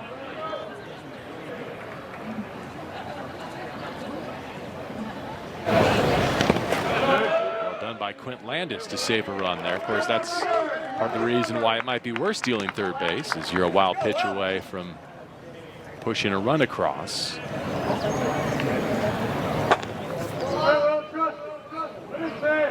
2-2 the count on Lavin now. Down swinging. And the first 0 of the day for the UCLA pitching staff. 7-3 middle of the 4th as the sun breaks through at Jackie Robinson Stadium. And how about this full extension from center fielder Dean West? Game 3 of the regular season finish, Stanford and UCLA. The Cardinal leading 7-3, looking to get out of here with a victory, salvage a win in Los Angeles. The Bruins hoping for another comeback triumph and a sweep of the Cardinal. Ben Francisco, JB Long with you. Reyes, Vaughns, and Yates scheduled to hit in the Bruin half of the 4th inning, 7, 8, and 9. But it was a productive first lap through the bottom of the order. Back in the 2nd inning, that's where UCLA got all 3 of its runs. Yeah, the seniors getting a chance to play for the first time in this series. And they deliver, and they're going to try and do it again with Reyes leading off the bottom half of 4. And Special continues on the mound, the freshman right-hander for the Cardinal, as Reyes digs in. John Savage joins us from that Bruin dugout. And John, we were just talking about the bottom third of your lineup. All seniors today producing in the bottom of the 2nd inning. How nice was it to see them in their Bruin finale get some runs on the board. Yeah, it was. I mean, Dalen Reyes has been an unbelievable captain all season long. You know, he's just been totally committed to his responsibility, and it's just awesome to see. And you know, he hasn't played as much as he wanted, like most of them, and he hasn't blinked an eye. And then Carson Yates is, you know, he's kept sharp. So you really. You know, we've had a lot of seniors that, true seniors, right? Guys have actually stayed in a program for 4 years and kind of stayed with the process. And those two guys, and then you got, of course, you got John, and you got Quentin, and Quentin's a, you know, a grad transfer. But at the same time, you know, we're real, you know, we're proud of those guys and you know, happy for them. Barrels up center field. Pushing McDonald back. Dalen Reyes comes up short of the track. Another good charge into that one. Yeah, it was. That was a good swing. You know, hit the ball in probably the wrong part of the ballpark, probably the biggest part of the ballpark, but he scored it up, so it's good at bat. Yeah, Coach, we've been talking about Dean West all weekend. Yeah. I know we talked about him a little bit before the game, just talking about that play made center field and the quality of his at-bats all weekend. Oh, he's been fantastic. You know, I mean, it just goes to show you, you know, we really missed him when he got hurt. And, you know, he's got as good a strike zone discipline as a young hitter that I've seen in a long time. And that's really what attracted us when he was at Notre Dame High School. And, you know, he would always go, you know, one for two with 2 walks. And so he never really put up a major damage in high school just because he wasn't, you know, he'd take his walks. And he just really is going to be, I think, a premier leadoff guy, a premier hitter in our program over the next couple of years. John Vaughn's here. And John Savage with us. You got 15 innings combined from your starters on Thursday and Friday. So as you work through this regular season finale, how you doing in terms of arms as you battle Stanford here trailing 4? Not very good. You know, I mean, like you said, I think Luke did an unbelievable job on Thursday, and then Michael came back and went 7 last. I mean, they saved us, really. I mean, we've been beat up really the last, I don't know, probably 2 months, 2.5 months on the mound, and it's been difficult. But, you know, the guys have pitched, got a lot better. Justin Lee has gotten better. You know, Randall has gotten better. Luke Rodriguez has been really good. I mean, today he wasn't very good, but, you know, they've had a lot of opportunities, and to their credit, they've really taken advantage of things. So we certainly got to restructure our pitching staff for next year. That's for sure. And how does that go? Is restructuring your pitching staff you talk about? Well, restructure means obviously just getting some healthy bodies, getting guys in real roles. You know, kind of what we're traditionally used to. Yeah. The last 19 years, we just have not been in this position in a long time, and it's, you know, it's painful. And it's youth, it's injuries. You know, our starters have been really extended. I mean, our starters have been really good. They just, you know, they've stayed in games too long, and therefore, you know, what happens if you stay in a game third time around the lineup, or, you know, something like that. And so it's just, we'll get back to traditional roles, what I mean by restructure. And we got some good arms coming in. We got Scheffelbein coming in. We got Hawk coming in. We got Moss coming in. Cuellar. I like the guys that are coming in. And then we get some pieces back that are healthy. You know, Finn McElroy will be healthy. Cody DeVecchio will be healthy. You know, so we're going to have a good pitching staff next season. It's just we thought we were going to have a good one this year, and it's just been it's been difficult. You look at any major league team that deals with all kinds of injuries. They have the same issues. It's baseball. You know, everybody deals with it. So nobody feels sorry for you. No one's going to give you a break. You know, it's just it's baseball, and you've got to deal with it, adjust and bob and weave, and you got to, you know, get guys better. It's all about getting guys better. It's not about, you know, going grabbing guys from all kinds of different programs. I mean, you know, that's really not what we're all about. We're really about developing our own guys and being loyal to our guys. Yeah, and we've seen the talent these freshmen have this weekend already. Rodriguez and Randall was really impressive last night. Justin Lee, we saw him Thursday. So those guys got a lot of experience, and I'm sure you're going to big plans for them next year. It is, and you know, to add your credit, Ben, is our position players have been, the freshmen have been really good. And we haven't even seen Levu. I mean, Levu's a tremendous hitter. He's one of the premier freshman hitters really in the country, and and he hasn't, he's been sick, and he's back today, but he's had a really good year. Chalowski obviously is a premier player. Phoenix Call, Cam Kim, Roman Martin's had a good year, and now you throw Dean West in the mix. You got Blake Balls, and you got Cashel, back behind the plate. So the future's very bright. We just got to get through today, I guess you would say. I mean, I don't mean to laugh. I don't know if to mean to cry or laugh, but that's the nature of it, and that's okay. I mean, you deal with it, and you deal with blows, and you deal with adversity, and it just makes you stronger. It makes the program stronger. Cry or laugh. Cry or laugh. Same thing that makes you laugh and make you cry, right? That's right. And on that note, John, I just wanted to kind of finish by saying thank you for the last 12 years. It's been a privilege and an honor to follow UCLA baseball and Pac-12 baseball. I've really enjoyed our chats and our years together. Yeah. So such a gracious host, and wish you and the Bruins all the best. Well, I really appreciate JB, and you're a professional in every way. And I know you do the NFL, and we come down and do the college thing, and it's really appreciated. And of course, Ben, played at UCLA. It's kind of cool to have him, really cool to have him, and he's a major leaguer. So it's great to have some really reliable and honest and guys that do their homework and care. And do a great job. So thank you guys. I appreciate it. It's soon to be Servite Hall of Famer, Ben how about Francisco. That? Go Friars. Hey, go Friars. You need a couple more Friars next year. Thanks, right. Coach, for All the right. kind words. Okay. Appreciate it. Good luck. Thanks, guys. John Savage. Take care. With his Bruins threatening here in the bottom of the fourth inning. Salgado gets a piece. The count remains 1-2. A lot of optimism, and rightfully so. Yeah, I was uplifted by that conversation, Yeah. weren't you? I think Bruin fans probably were too. I feel like he's ready to start the season next week. Right? So it's going to be a interesting transition into the new conference next year for Coach Savage, but he seems locked and ready to go, and excited about the talent they have here and the arms he talked about that are coming next year.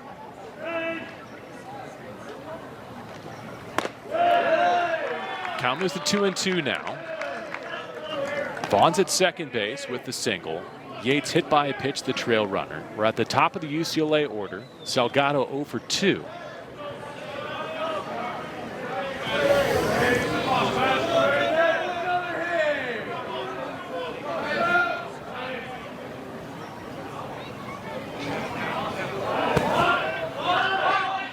Bach, I think I heard.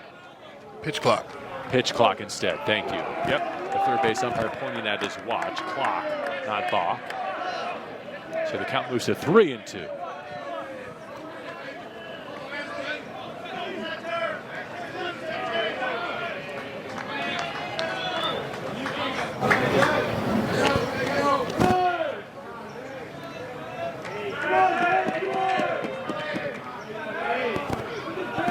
They want to elevate to Salgado.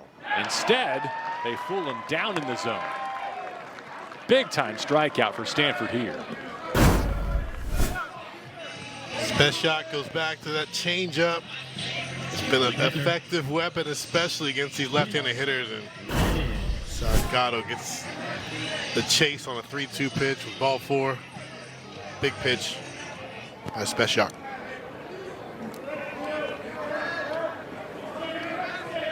So it's up to Quint Landis looking for some more 2-out damage for this UCLA offense.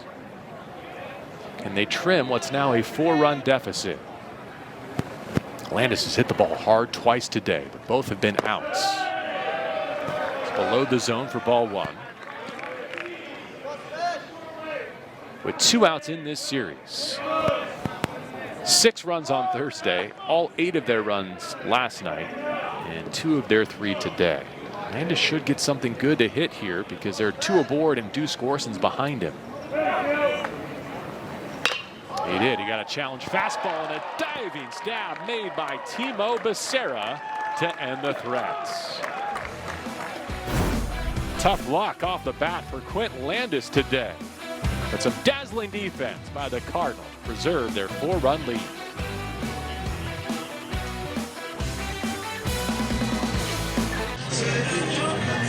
UCLA denied in the bottom of the 4th inning. Stanford still on top 7-3 as we go to the 5th, the regular season finale, and Matthew Goebel out of the bullpen for UCLA. He's the 3rd Bruin arm we've seen today, and he'll face the bottom 3rd of the Stanford Oilers. Yeah, third Bruin arm and the third freshman. Another talented arm. Big-bodied right-hander. Getting his 6th appearance of the year, but he'll feature a low 90s fastball and a slider off of that. Trying to impress Coach Savage as he talked about restructuring that pitching staff for next year. Goebel wants to be a part of that. Imagine if the Bruins did not get 2 quality starts on Thursday and Friday to open up this set. Ladies and gentlemen, now pitching for your Bruins, number 43, Matthew Goebel. Well, it never fails in baseball. You make a diving play, you're going to bat in the next inning. And Timo Becerra just did that at third base, and now he steps in to lead off the 5th. Just continuing his excellent series on both sides of the baseball. And a lot of great plays at third. Another one there to end the inning on the diving stop to Rob Landis. Ben Francisco, JB Long, glad you're with us today to decide this series between the Stanford Cardinal and the UCLA Bruins. Home team going for the sweep. Stanford trying to end its 9-game losing streak and take a victory to the desert to compete in the Pac-12 tournament. In the dirt, a ball and a strike.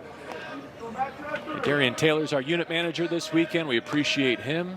Corey, Dom, Doug, Steve on cameras. Henry and Sasha, Colby and Jerry. Great to have everybody with us today.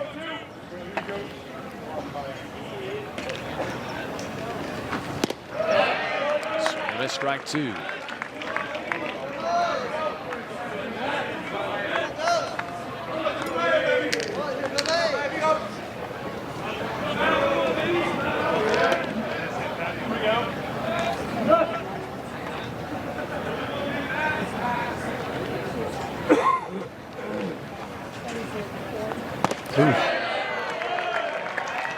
Pretty gnarly there. It's nasty. Coming from that low 3/4 arm slot, just nasty sweeping slider right there. That ball just starts at the front hip of Timo and just ends up in the opposite batter's box. Filthy pitch.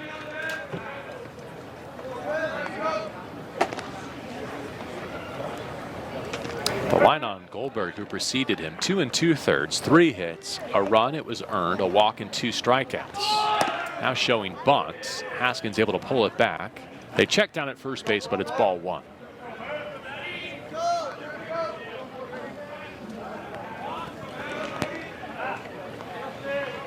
Young arms for UCLA trying to keep the Cardinal off the board long enough to mount a rally here after falling behind 4-0. And eventually 6-0. Swing and a miss. Haskins in a 1-1 count. He's 0 for 2 so far today. And he's faced 3 different pitchers.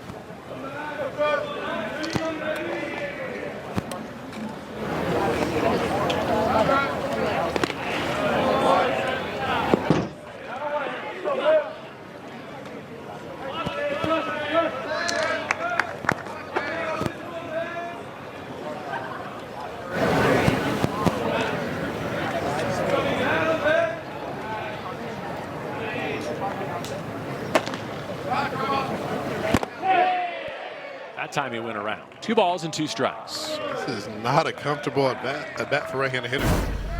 Oh, watch this arm slot and the late finish and movement on that slider. Haskins can't hold up.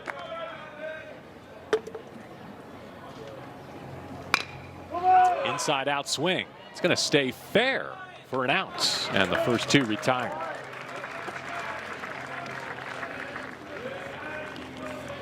I don't want to pigeonhole Matthew by any stretch of the imagination. His college career just getting started, but he has the look of like a tough righty-on-righty specialist, doesn't he? Yeah, so far. I mean, that's some filthy stuff. Really good breaking ball. The right-handed hitter, they have not taken a good swing on him yet. See what it looks like with lefty Brady Reynolds in the box next. He's 1 for 2 with a strikeout and a single back in the 3rd inning. Starts him off with a strike. Drops in that backdoor sweeper.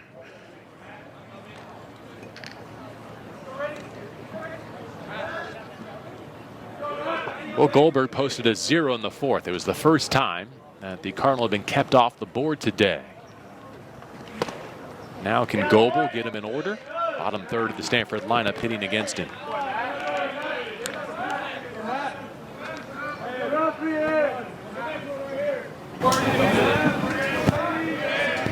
Gotta get over.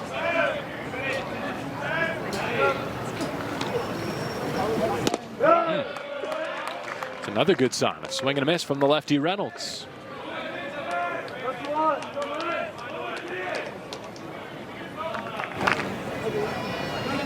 It's far from a freshman frame, isn't it? 6'5", 210. Freshman from Lodi.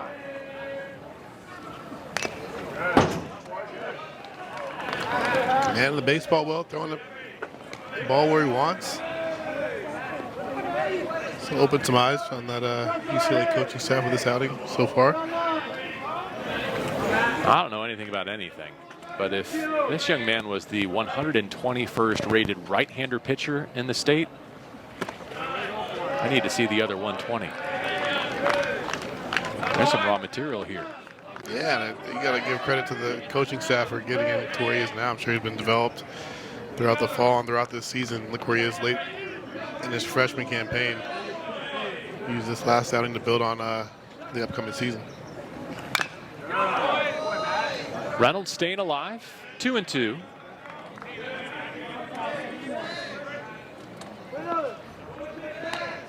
So far, a hit in every inning for the Stanford Cardinal. Can Reynolds keep that streak alive?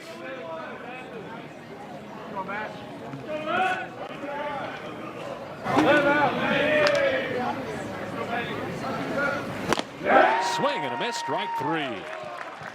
Matthew Goebel on the mound gets the Cardinal in order in the fifth with a pair of strikeouts, including Brady Reynolds here.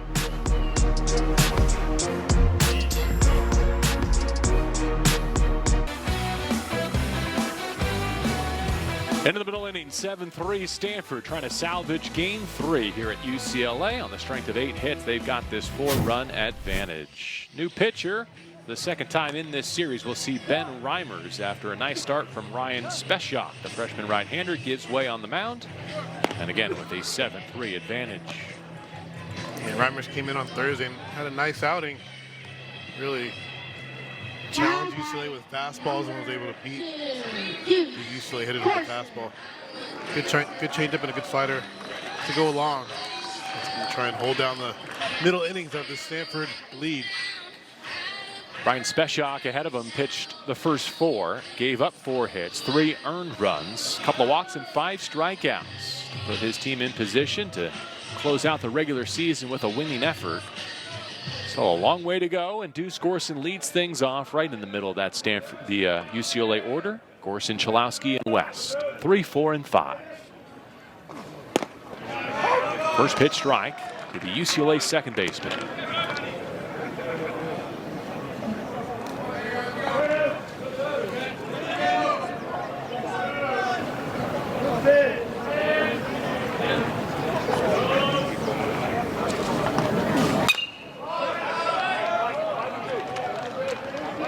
Ben Reimers worked 3 innings the other night, 3 scoreless innings, 3 walks, 5 strikeouts. The first time he locked up with the UCLA Bruins on Thursday night. Ahead of Gorson, 0-2.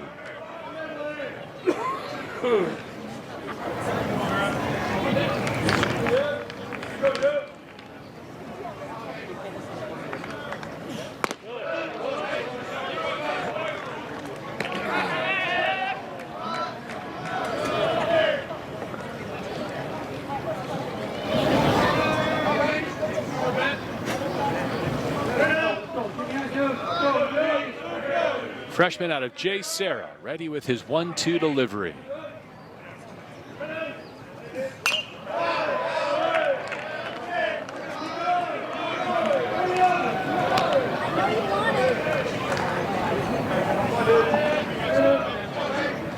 Gorson looking for his first hit of the day. Struck out in the first, flied out to center field in the third on a 3-1 pitch that he put a home run swing on. Just came up short.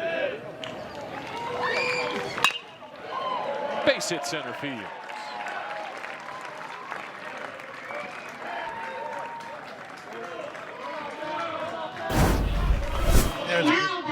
at by Deuce to get things started here in the 5th. 2 strikes, stays right back up the middle. Talked about Reimers, who was able to beat UCLA with some fastballs on Thursday. This time Deuce is on time and hits it hard back up the middle.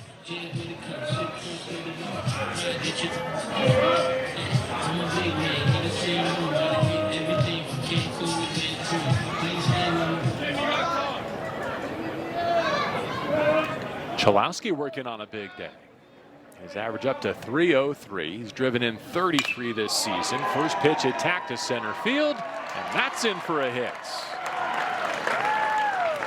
Brock Chalowski flares a little changeup swing into center field, and he's 3 for 3.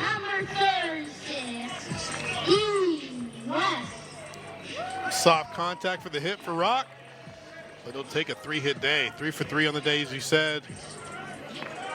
Keeps the line moving for UCLA, and they got first and second, nobody out. With the hot-hitting Dean West, who's reached base 9 straight times in this series. Did you say 9 straight? Wow. What a weekend.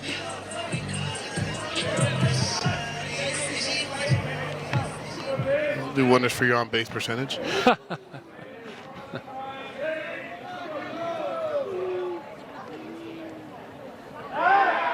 Yeah, his denominator is so small in terms of his appearances that all of his numbers are skyrocketing this weekend. It's more than one more good swing here. He's going to finish his freshman season hitting above 300. Called strike 1. Work it, Dean, work it.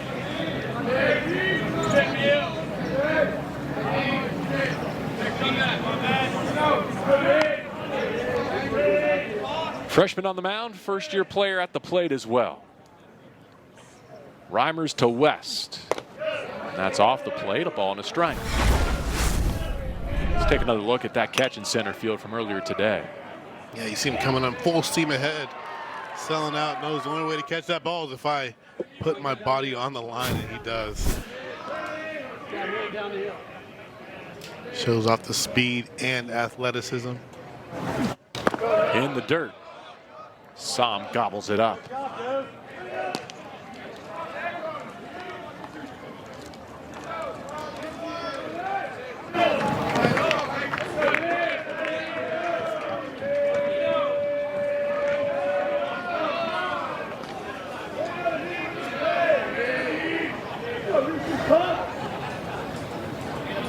Two-1 to West. So no outs here in the bottom of the 5th inning. The first 2 Bruins have reached, and their hottest hitter is in a 3-1 count. Only thing unfamiliar about this is the fact that there aren't 2 outs for Dean West. Heard John Savage talk about how patient he is at the plate. Got a pitch to hit there, and the count moves to 3-2.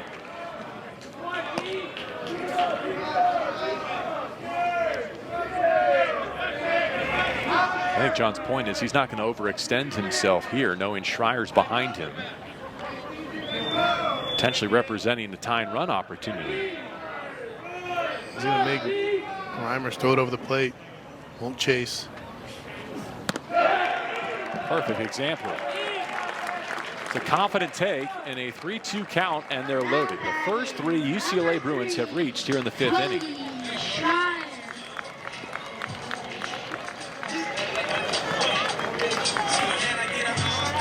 3 walks on the day, 6 in the series.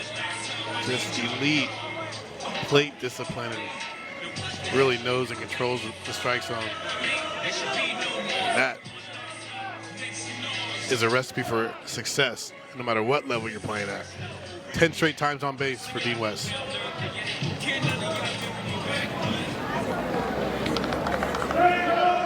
Schreier had a disappointing at-bat back in the 3rd inning and an RBI opportunity with 2 outs. Now here he is with the bases packed and no one away. But check that swing, and a big moment for his Bruins to close out their regular season as they look to sweep Stanford.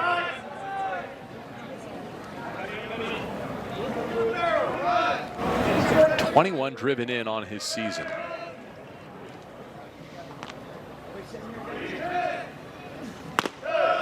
2-0 the count. Danger zone now for Ben Reimers and the Cardinal.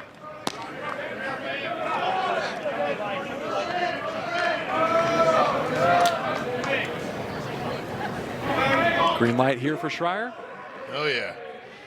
Trying to tie this game up with one swing of the bat.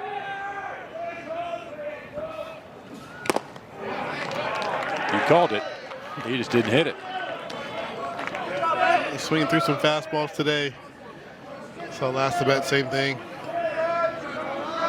See if he shortens up. Try and get this runner in from third base.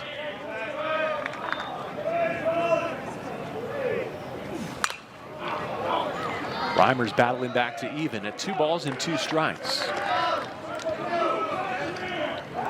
Stanford will trade a double play ball for a run here. Of course, they prefer a strikeout and take their chances with Dalen Reyes next.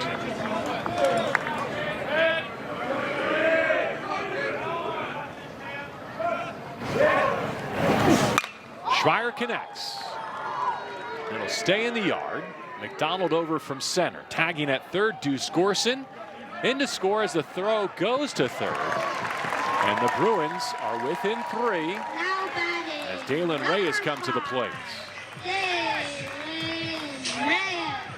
Schreier does his job. He gets just enough of it. Gets that ball just deep enough to bring in his middle infield mate, Deuce.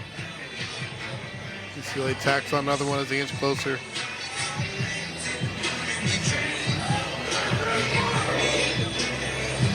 Get a pitching change here for Stanford.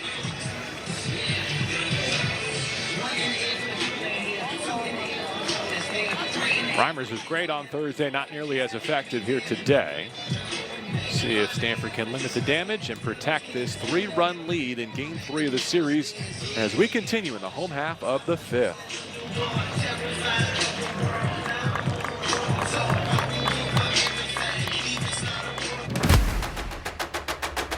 The Pac-12 spring pastime continues with the 3rd annual Pac-12 baseball tournament.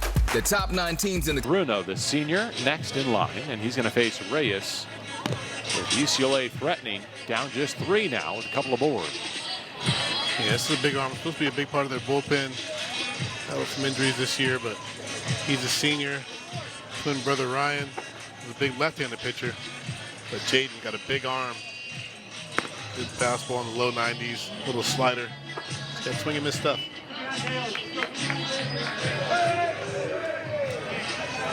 Ryan was a 7th-round pick of the Arizona Diamondbacks last year. Family's from Wellington, Florida. High school in Delray Beach.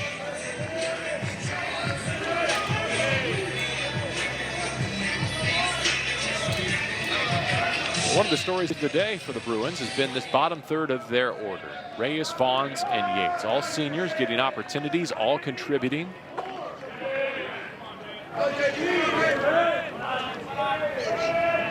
Chalowski and West are the base runners. And there they go.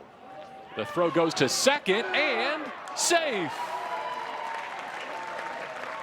West dives in head first and now 2 in scoring position.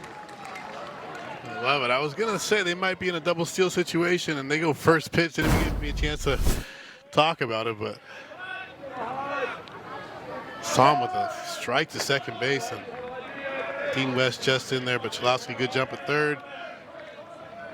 Such a beautiful play now to manufacture another run.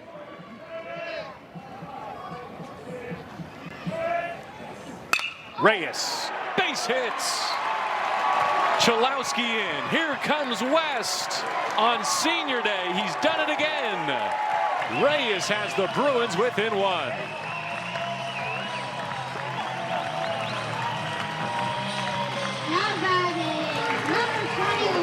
UCLA baseball, double steal. Reyes, seen this so many times in his career. The senior, the captain, getting a chance to finish his career out here, and he's doing it in a big way with 2 RBIs. Opposite field single. UCLA back within 1. What gave you the sense that they might double steal on that first pitch, by the way? You had 2 good runners and reliever who's slow to the plate. You want to get those guys in the scoring position and a chance to get to third base with less than 2 outs. So 1 out, it's a good opportunity to do it. Vaughn slices the first pitch that he sees off the screen, foul. He's had a good day at the plate. A sacrifice fly in the second, a single in the fourth.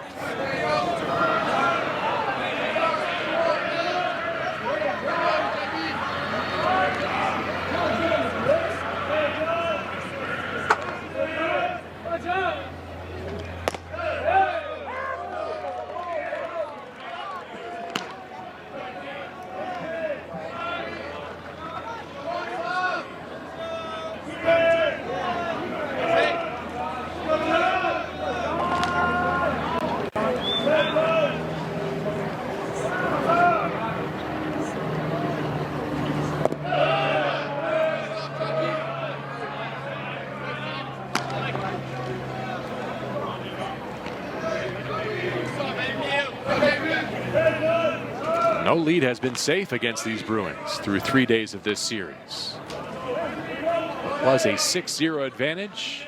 It is now 7-6. Foul tip. Lost equipment along the way there. Not sure who it belongs to. Maybe the catcher, Charlie Somm. He lost a glove insert. Yeah, a lot of catchers put that thumb protector in there so their thumb can withstand some of these fastballs. So Ray is down at first, 1-2. The count remains on John Vaughns. Swing and a miss, strike 3. First strike out of the bullpen for Jaden Bruno. Carson Yates.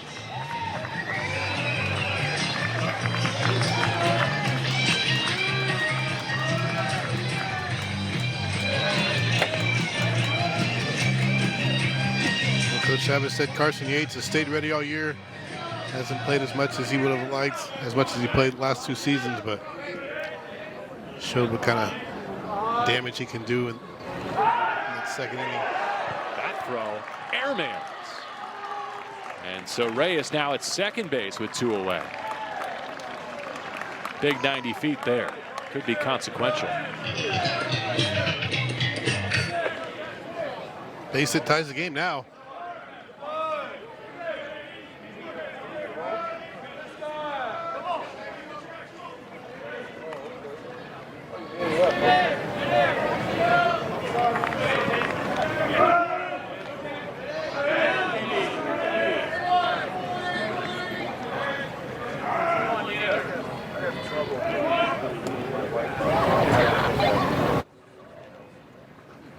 Yates barrels up.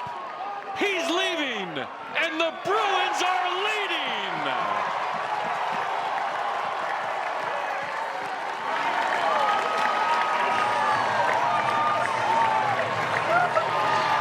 A senior day smash for Carson Yates.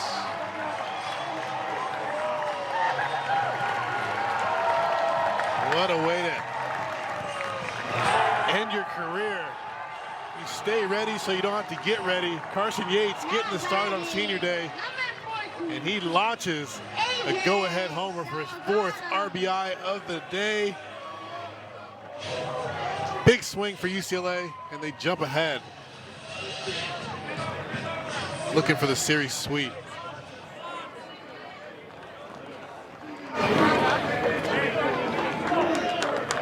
Ballpark still buzzing as we go to the top of the order. A.J. Salgado, the 8th hitter of this 5th inning for UCLA. You were asking for a home run this weekend. You finally got one. It's the first for either club to Ben's Point. Fastball, middle. And Carson, short, powerful swing. He's a big body, big kid, very strong. And we're going through some of his highlights in the senior day celebration. He had a 2-homer game at Minute Maid Park a couple years ago, and he delivers his first one of this season.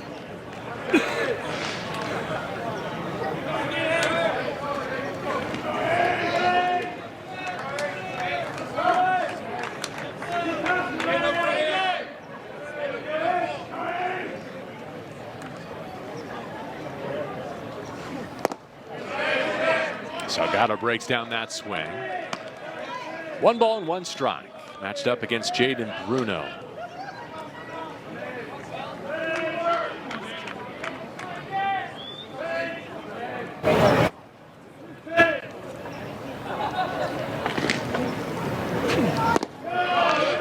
Just missed.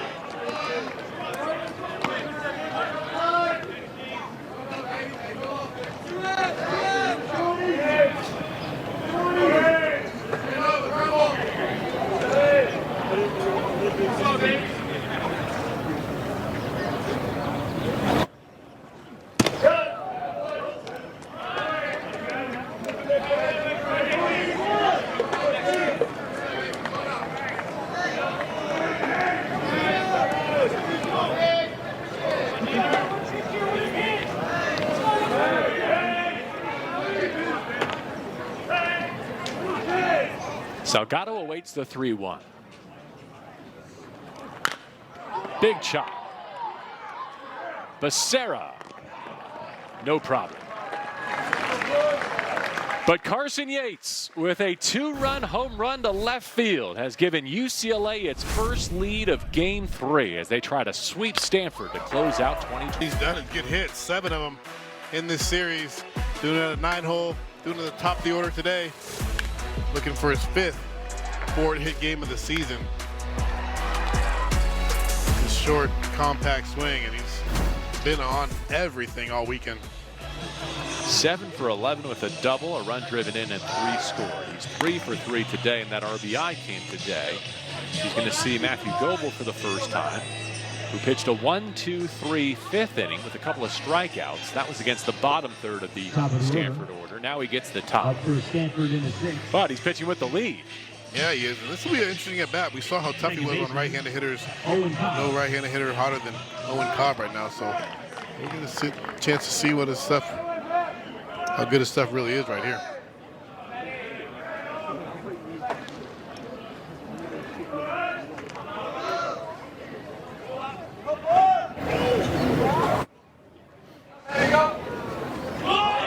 Cobb showing bunt, taking ball 1.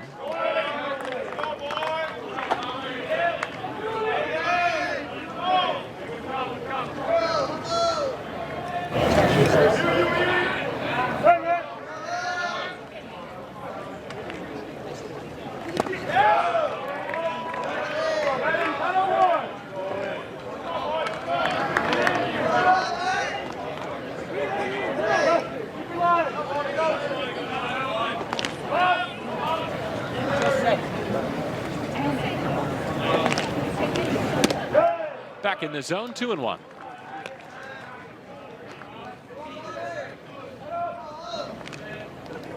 Gets a swing and miss on the sweeper.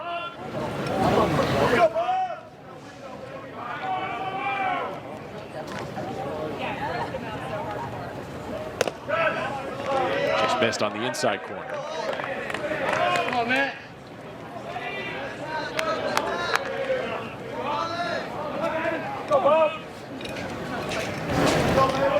As far as the top of the 6th goes, this is a critical inning. UCLA looking to post another 0, consolidate their lead for the first time today, and on a 3-1 pitch, a bloop to center. Now to retrieve it, Deuce Gorson is there with the shades on.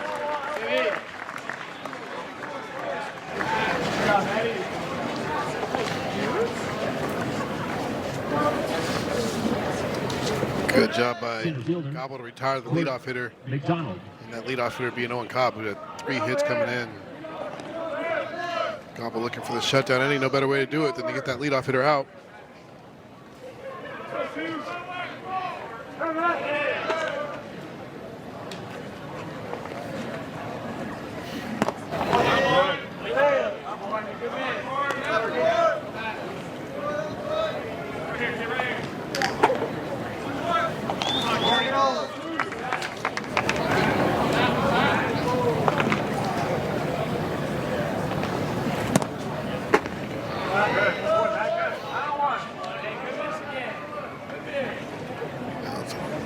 Good pitch right there. Ball broke hard late.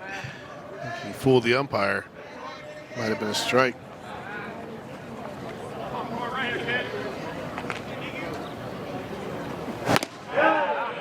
in the zone. Have you adjusted to this right center field angle? Kind of non-traditional, right? Yeah, it's trying to get adjusted to it. Not used to peering over the left shoulder of the pitcher.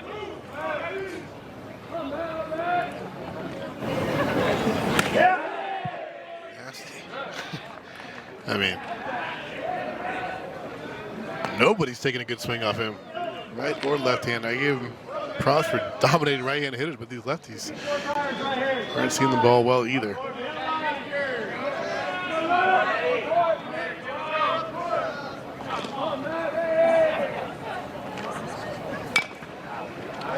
There's another flail.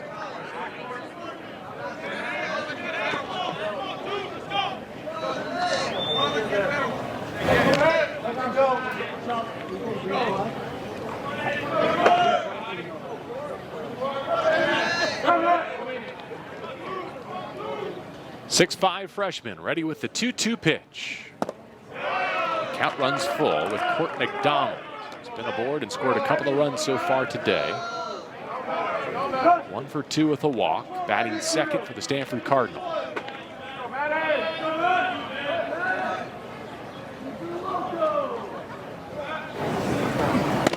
He lost him. First base runner off of Matthew Goebel.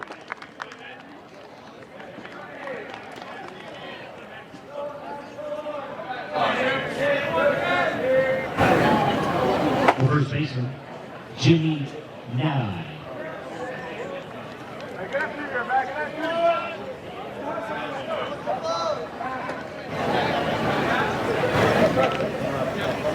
Jimmy Nadine next for Stanford. Doubled in his most recent trip back in the 4th inning. Stranded at 3rd.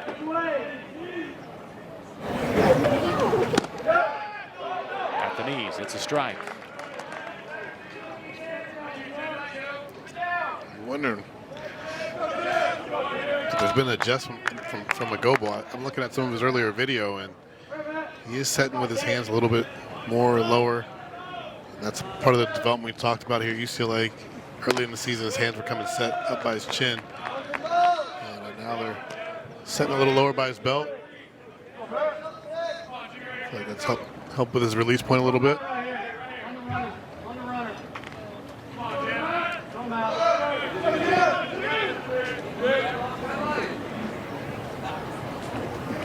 And the dirt and Landis working hard.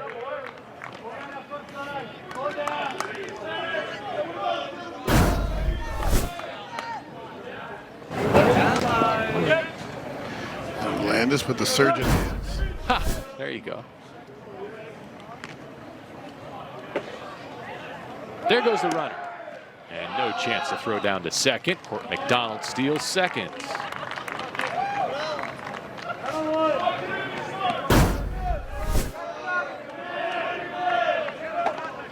Good jump by Court. No chance with that wild pitch.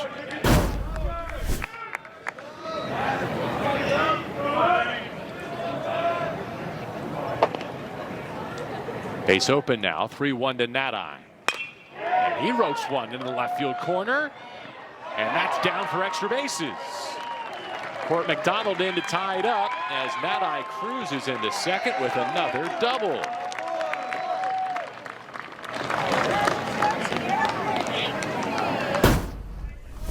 Nadine keeps swinging. They went right center, shopping in the right center gap last time. This time he pulls this one down the line. Carson Yates gives it a good effort. Just out of his reach. Good answer by Stanford to tie this game back up after giving up that 5 spot. Catcher, Charlie Song. 9th hit of the day for their lineup. And now their cleanup man, Charlie Song. Here comes Savage out of the UCLA dugout. He's got John Vaughns ready, and it looks like the call's gone out. So with the score tied at 8, a pitching change here at Jackie Robinson Stadium in the regular season finale for the Stanford Cardinal and the UCLA Bruins.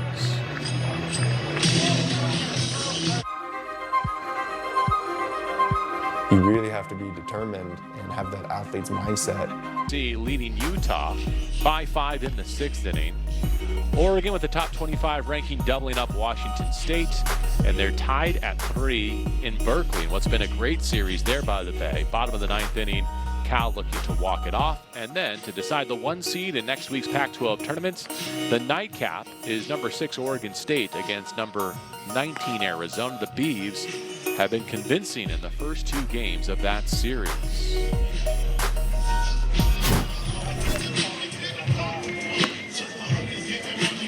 Well, he's done a bit of everything for this UCLA athletic department throughout his career, including emerging as a bullpen option for John Savage here in 2024. John Vaughn's back on the mound. Mr. Do-It-All. If there's something he can do athletically, he'll gladly oblige. And he takes the ball as he's developed in a pretty quality arm for Coach Savage in this bullpen. DHing today, he had a sacrifice fly, a single, and a strikeout. Now entering the game as a position player, ready to go against Charlie Somm, batting 4th in the cleanup spot for Stanford. And John's going to inherit a Cardinal at second base. That's Jimmy Nadai, who just picked up the RBI double. So a brief lead for the Bruins, a 5 spot in the bottom of the 5th inning to go in front 8-7. But now we're locked in a new game, and Stanford hoping to recapture the lead.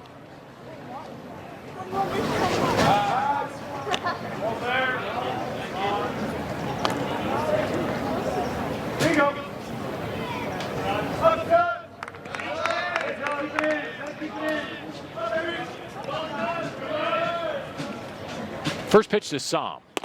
Swing and miss.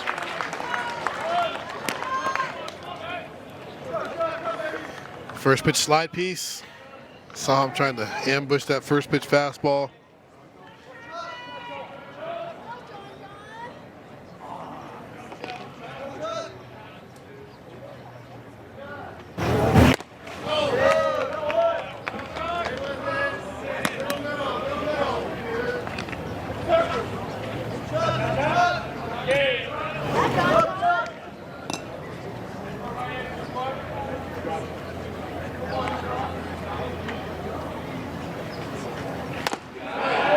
Another swing and a miss in the zone. Yeah, Somm's looking for that fastball, hasn't got one yet.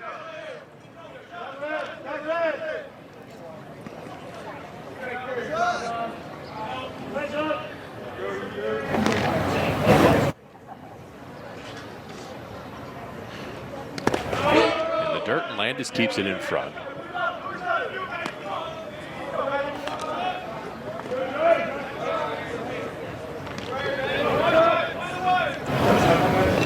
Go, Joe.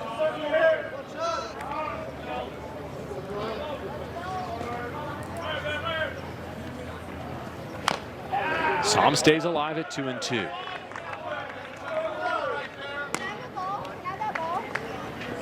Number 6, please. See, they do not want to throw a fastball to Somm right here.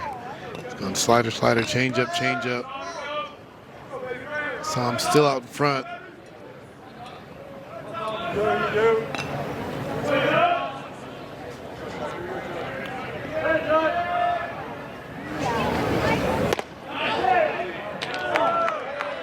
Quite locating the fastball where he needs to yet. 3-2 with a base open and Nadai at second.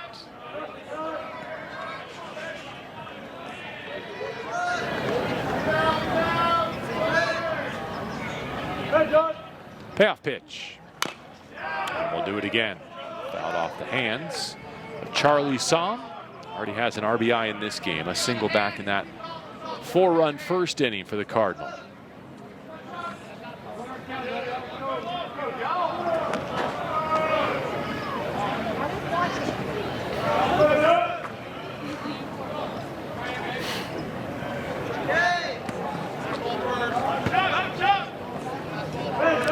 Chuck Nasty. And then 3-2 count. I think Chuck Nasty is appropriate now as a pitcher. Right? I like that. Except he can't wear the elbow guard on the mound. Maybe get stitched in his glove. What do you think? Pitcher's glove? He probably already does. We've only seen I saw his pitcher's glove last night, but we only see his catcher's glove. Missed at the top of the zone. So 2 aboard in front of Malcolm Moore, the DH today. Good at bat. You know, John obviously did not want to give him a heater. The base open. The DH, Malcolm Moore. Saw him foul off some good changeups, good sliders, and able to draw a walk.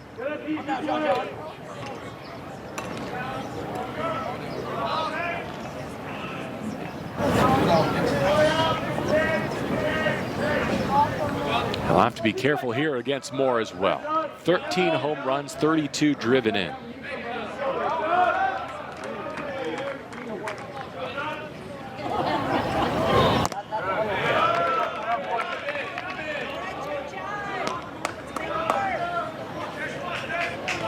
Dodger right here, Dodger.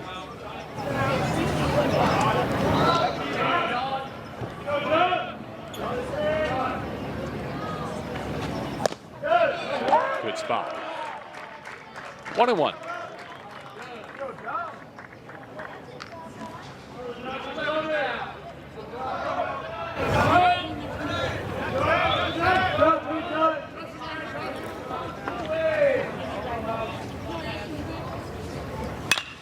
To the opposite field and sharply hit. Carson Yates at the track. 2 away.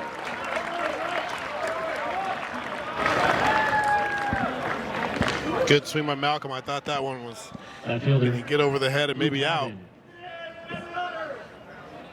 Carson Yates did a good job getting behind the baseball, making that play.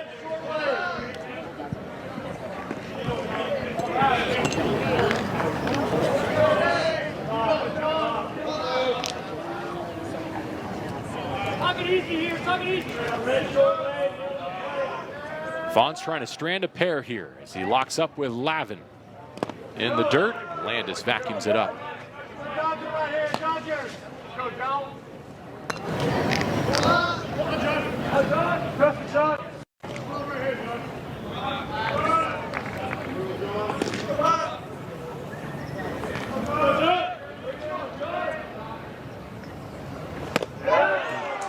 Nice subtraction there by Vaughn.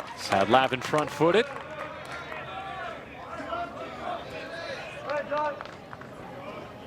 Good changeup. Usually a converted guy will throw 2 pitches. Vaughn's got all 3, slider, changeup, and the fastball.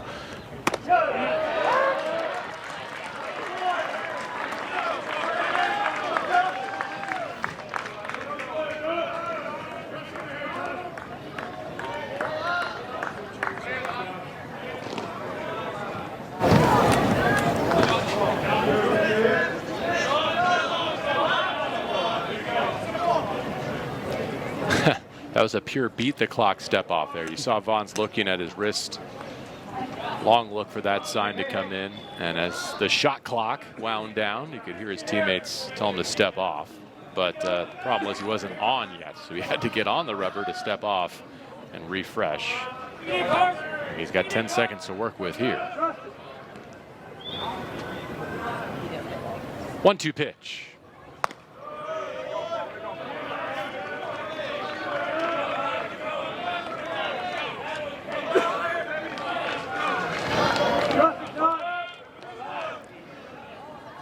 Go back to that changeup. Throw a good one here.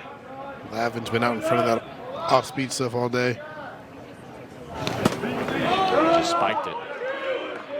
It's an easy take, and the count goes full with 2 aboard and 2 away. Landis has been a wall. Yes, he has, the senior. That was a tough one. That ball barely got past the grass, and Landis able to keep that one in front. High leverage moment here in the top of the 6th. Full count, 2 away. Lavin at the plate. Vaughn's delivers. Ball 4. They're loaded for Timo Becerra.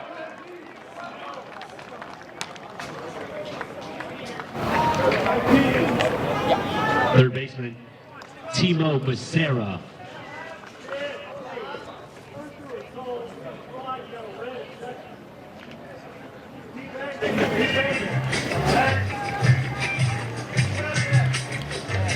When this goes out to give John a little breather.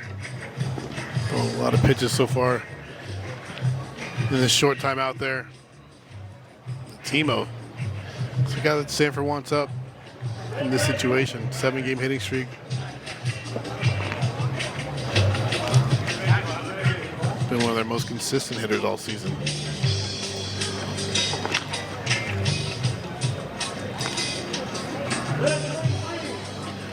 During that mound visit, Stanford makes a change at first base. Lavin lifted in favor of Ethan Hott.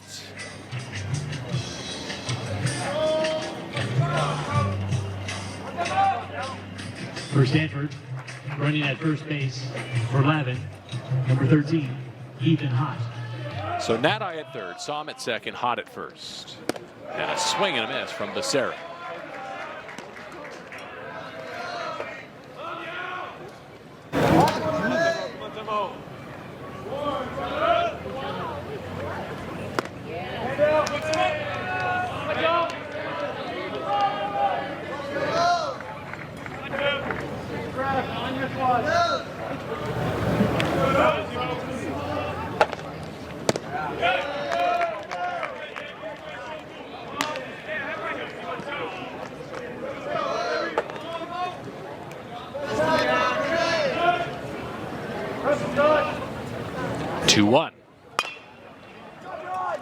To second base, Gorson has to wait for it.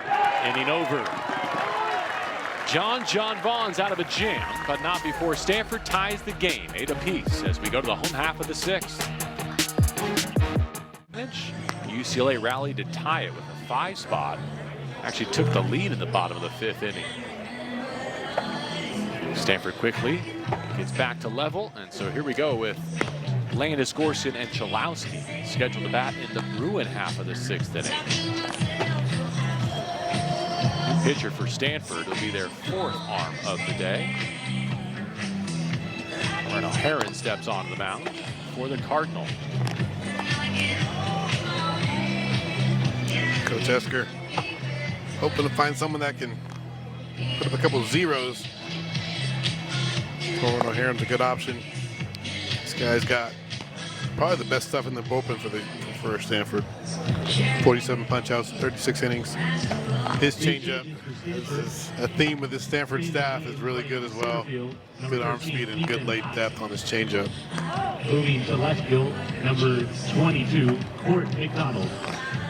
And now pitching for the Cardinals, number 12, Torrin O'Hearn. Sophomore right-hander finishing up his tosses. Torrens from Rockland, California.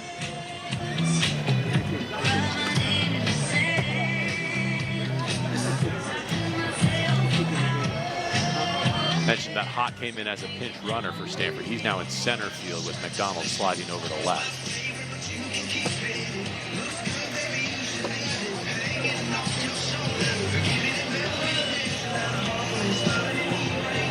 So Landis, Gorson, Chalowski, like we said, 2, 3, and 4 in the Bruin order. Leading out for the Bruins, number 30, Quint Landis. Landis takes a look at ball 1. Had an unlucky day at the plate for Landis. Hit the ball hard all 3 times. Last time up, Becerra made a diving catch on him. Hit a couple balls hard to the outfield.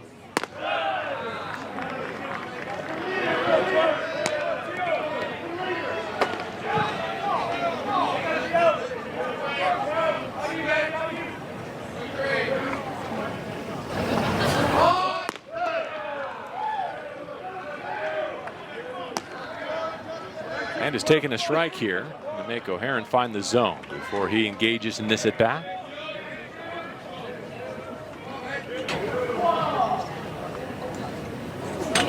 There's a strike.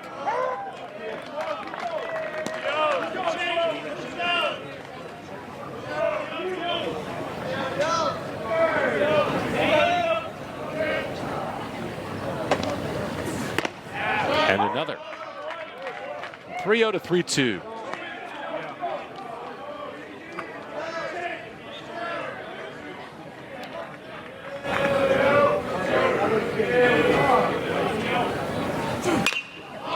Slice to right field. Reynolds still out there for Stanford, and that's out number 1.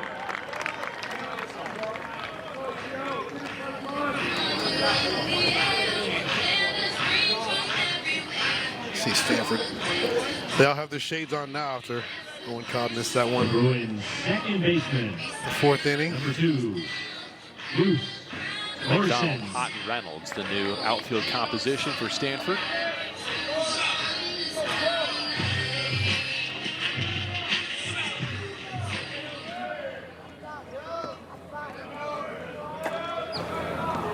Deuce Gorson digs in for the 4th time today.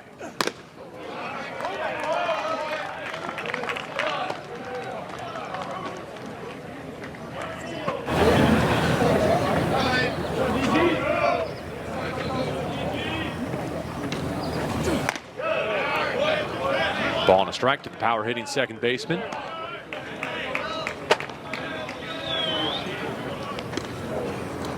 You like him as a second baseman at the next level? I think that's his pro position. Yeah. I know he showed he can handle shortstop last year, but projects as an offensive second baseman. And slide over there if need be, but definitely going to get his name called next month. Skied back of second into the shifts and into that triangle between short, second, and center. It's Owen Cobb who comes away with it eventually. High degree of difficulty to get his counterpart. Had a tough time with the easy one. Makes a great play here as Ethan Hott. Third baseman, number 1, Rock. Probably his ball. He didn't seem to have a good beat on it, so Owen Cobb goes ahead and takes it. Nice play.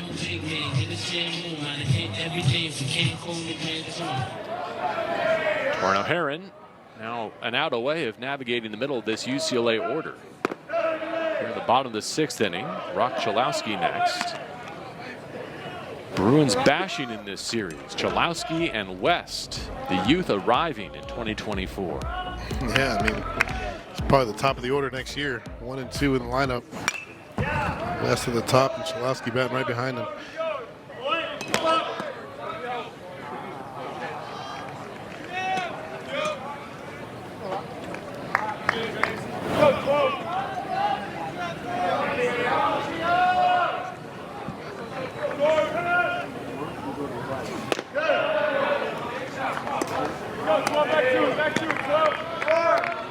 He's looking for his 4th hit today.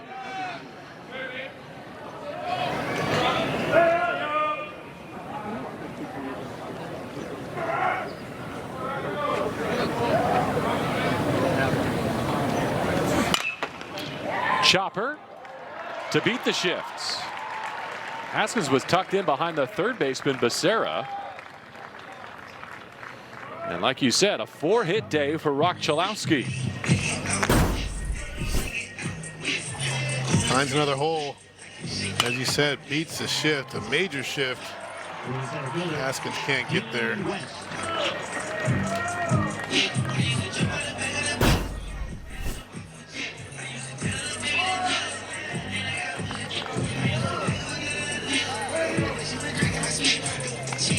See if Stanford can get Dean West out for the first time in the series. I'll have to throw him a strike to do it because he's been willing to take these 3 walks, scored twice. He and Chalowski have not made an out today between them. Ball 1 upstairs.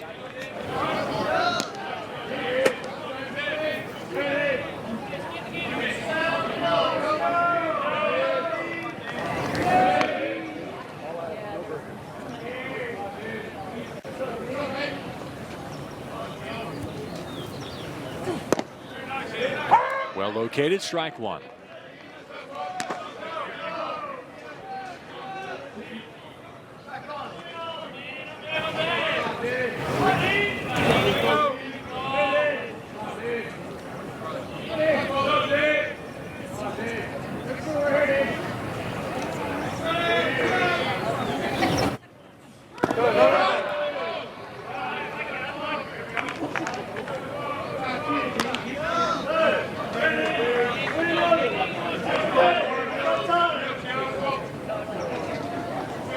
Chalowski 5 for 6 in bags. Might take a chance and try and get into scoring position with 2 outs. Stanford thinking along those exact same lines.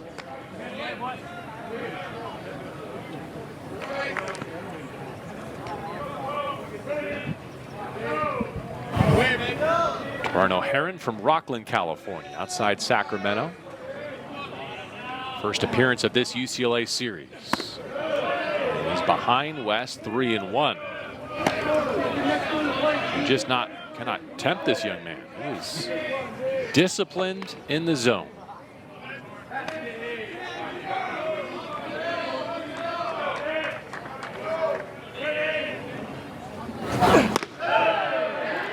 A 4-walk day for Dean West. And a 2-out rally for UCLA. Cody Schreier is going to get another chance. Yeah.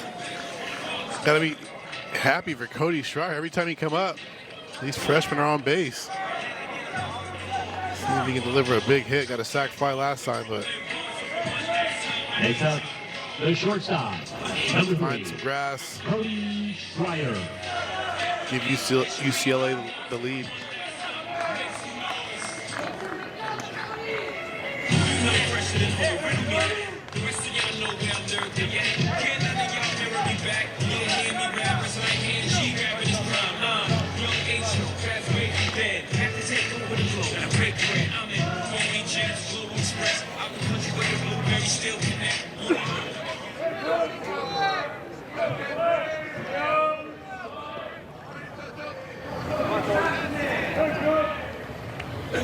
Schreier up the middle.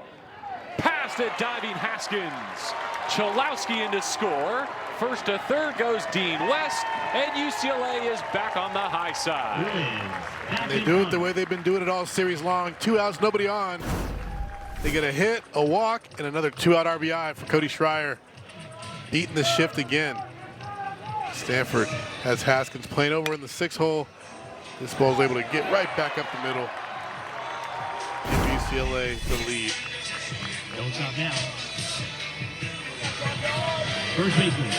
I can't think of a parallel in terms of 2-out performances at the plate, especially without the long ball, like without being able to hit for damage. They've just been slicing paper cuts against these Stanford Cardinals with 2 outs. That skips past. Here comes West. He'll score easily. A 2-out rally in the 6th for UCLA. That's what happens when you just string together quality at bats after quality at bats, and Dean West has been in the middle of it. He's been on base every time he stepped in the batter's box in this series. He does it again with 2 outs, draws a walk. That allows Chalowski to get to scoring position, and big 2-out hit. Scores on a wild pitch there.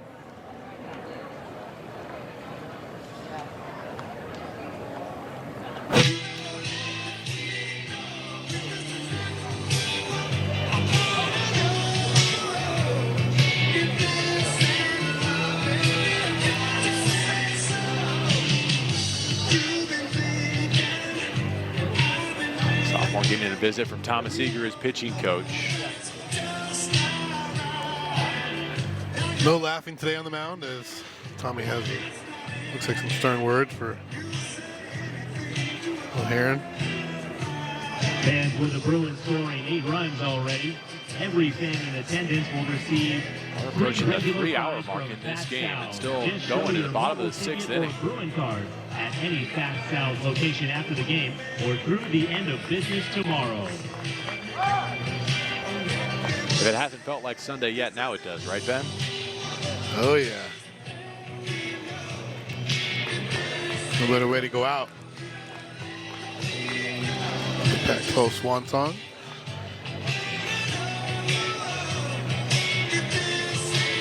Race has been a big part of the Bruin effort.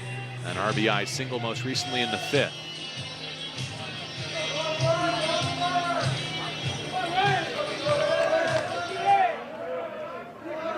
O'Haron after the visit, trying to find the last out of the 6th inning.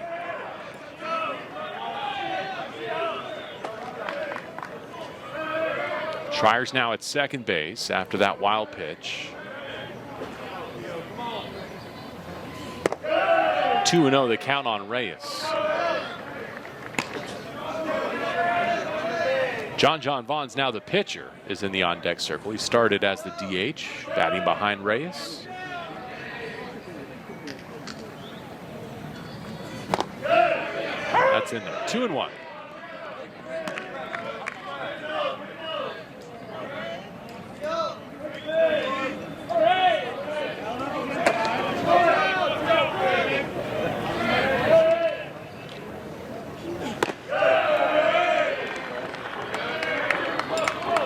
Stanford led 7-3 at the end of 3 innings, but UCLA put up 5 in the 5th, gave up 1 in the top of the 6th, got that back, and now another. Looking for more in the bottom of the 6th inning. Now goes a 3-2 on Reyes. 10 runs on 10 hits for this UCLA offense. Had a breakout weekend.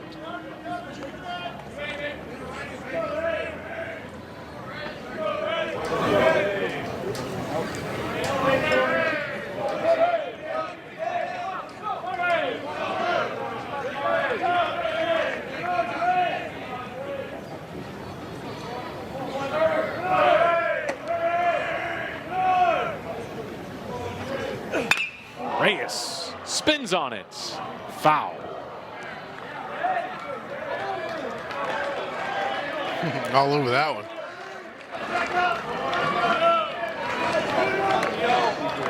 Foul a pitch off your foot. Pitcher comes right back inside. Reyes almost sneaks a double inside the left field line.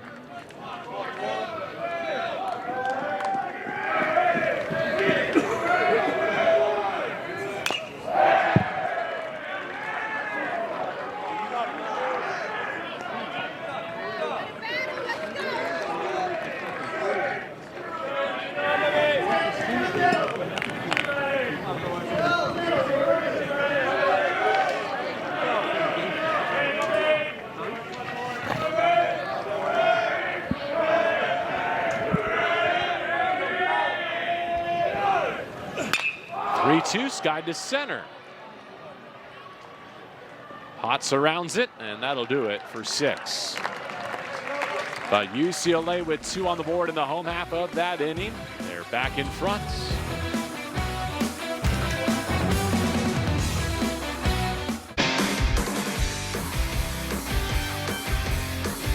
Stadium. It's a chance for UCLA to sweep. We're seeing all corners of their bullpen. Hyena Kiakuna is the next pitcher, stepping in for John Vaughns, who I think is going to go out to right field.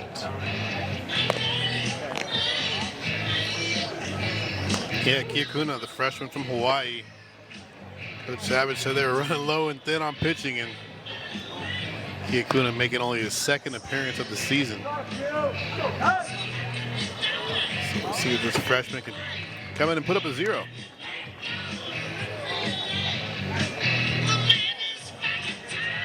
Leading off for Stanford, number 5, Trevor Haskins. He'll see 8, 9, and 1 in the Stanford order. Haskins, Reynolds, and Cobb scheduled to hit against him.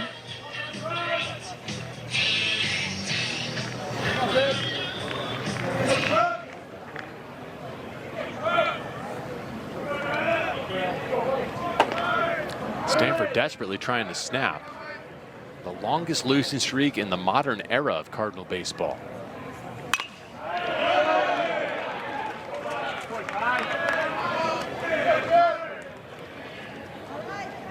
And yet, stumbling as they are, they're going to stumble right into the league tournament either way. Today's outcome does not impact their 8th seed.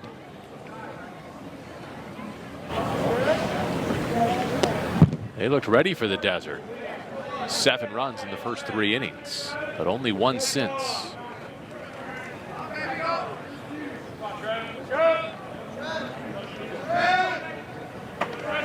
Kiakuna, the lefty, ready with the 1-1. Haskins gets into it, backhanded by Schreier. Calmly across the diamond for out number 1. Nice play by Cody, trusting that backhand. Ball's hit hard. Gets over there. Backhands that ball very cleanly. Strong, accurate throw all the way across the diamond. And right fielder, get the leadoff Brady hitter. Reynolds.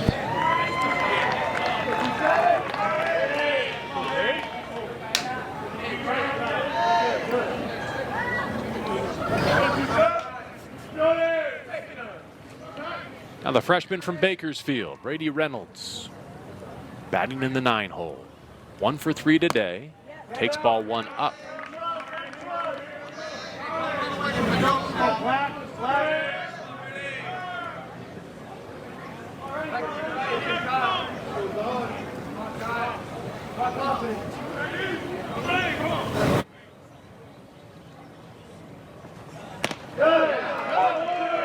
Bends in from Kiakona, who's the 5th arm we've seen pitch for UCLA today.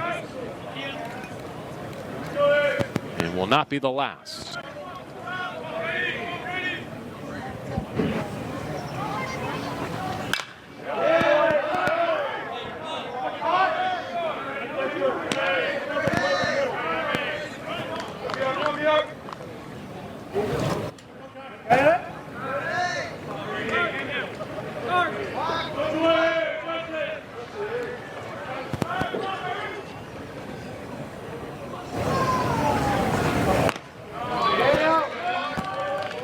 Hawaiian making his way to Westwood, and I think you got a trip to Hawaii coming on up, don't you? Jealous? That's true. I'll go check it out for you. Make sure it's ready.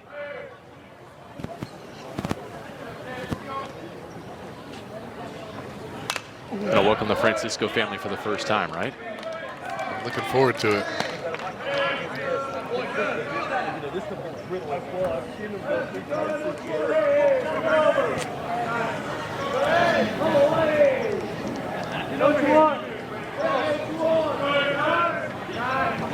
Kiakuna from Kailua, Hawaii. Never been to that island, have you?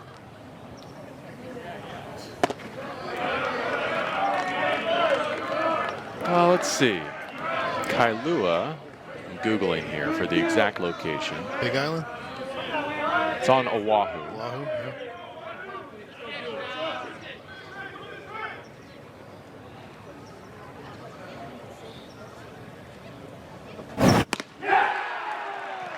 A strikeout for the Hawaiian.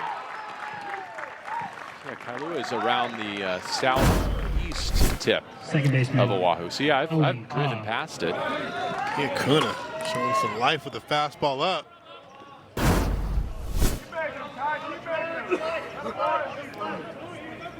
It's his first career strikeout right there. Big day for him to get the ball.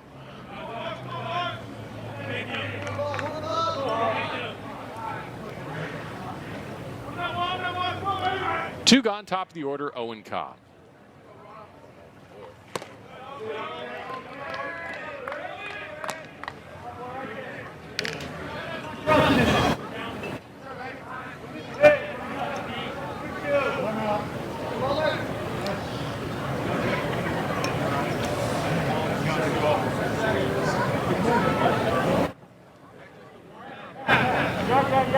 Two 2-0 the count now. They just assessed an extra ball for a pitching violation there. John Savage asking for an explanation. I did not catch it from the home plate umpire's signal. He's going before he's in and up. Why is the ball? Savage asking why it's a ball.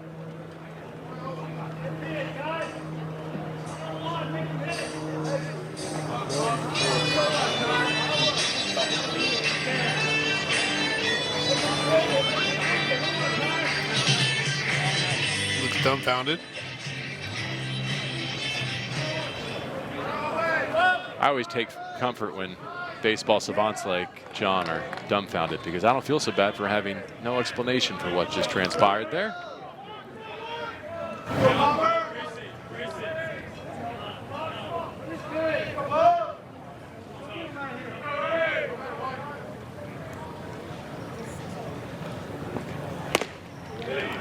In the end, 3 balls and no strikes to Cobb. Just thinking about how when football teams get eliminated, their players go to Cabo. When NBA teams get eliminated, it's gone fishing. When baseball teams are bounced, I know we're talking about college, but like, where's the? Make it Hawaii. Is that it? Everybody bolts for Hawaii? Kona's going home. Jump on board with it. You're going to Hawaii? But is that a thing? Like in September, October, is that where baseball players go? Well, I don't think we have a place to go. There's not like a most popular destination. After playing 162 games, they go home. I'm going home. They've had enough planes.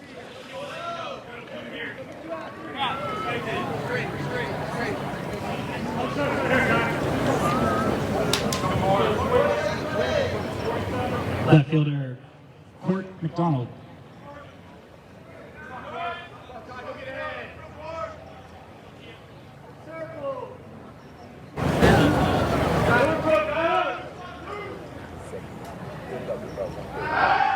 Court McDonald scored 3 times today, and he's at the plate representing the potential tying run again here in the top of the 7th inning for Stanford.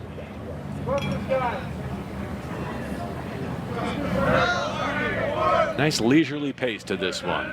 18 runs on the board, 19 hits combined, 3 errors. Plugging right along with 2 down in the top of the 7th.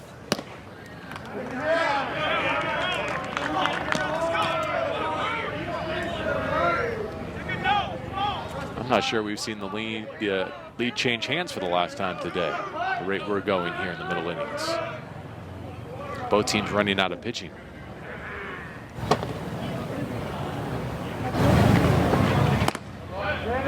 Go at him. Don't worry about the runner. Go at him.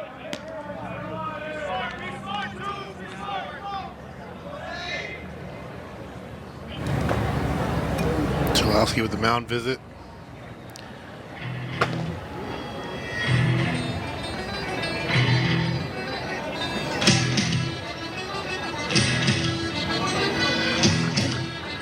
Second time we've seen the young freshman do that, showing his leadership abilities.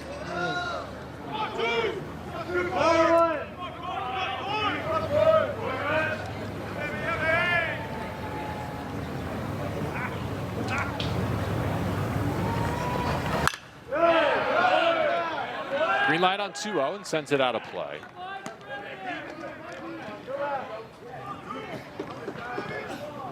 Court doubled and scored in the first, walked and scored in the second, flew out in the third, walked and scored again in the 6th inning.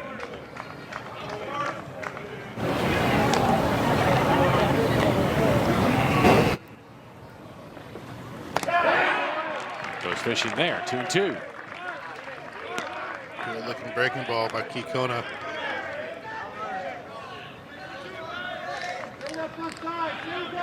He doubles up on it.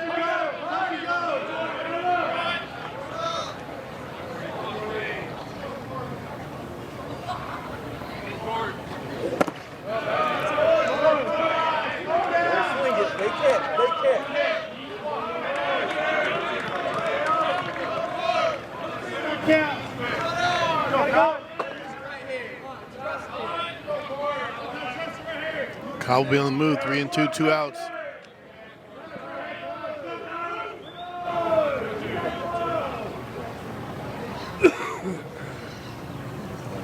There he goes, and it's ball 4. So after the first walk, we've got the first strikeout of Kona's career. Back-to-back walks issued to Cobb and McDonald. Now batting, first baseman Jimmy Natty. And so another pitching change for John Savage and the UCLA Bruins, with Stanford threatening in the top of the 7th. There are many reasons why we play. They sow themselves into the fabric of your spirit. With 2 outs in their half of this frame, and Justin Lee is back on the mound, making his 2nd appearance of this series, 23 on the season. Right-hander trying to collect the final out, and he'll face Jimmy Nadai, the 3-hitter for the Cardinal. We saw Justin appear Thursday, and he showed a nice, quick, electric arm. Fastball played well at the top of the zone. Good slider, good curveball. he commands the baseball. He can be tough. You see there are a lot of walks, 27 and 37 innings, but when he gets ahead, he's got the ability to strike you out.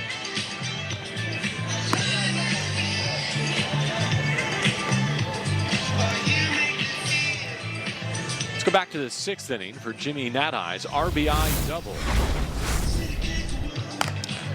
Yeah, Harry saw him shopping the right center field gap earlier, and this time he goes right down the line, just out of the reach of Carson Yates to answer the UCLA 5 spot and tie the game back up.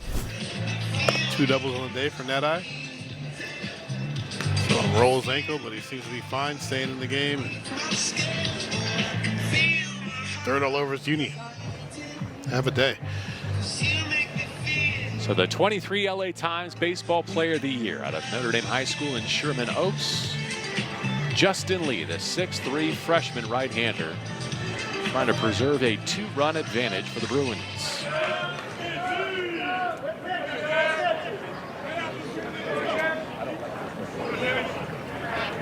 Cobb at second, McDonald the trail runner at first. Back-to-back 2-out walks to put them aboard.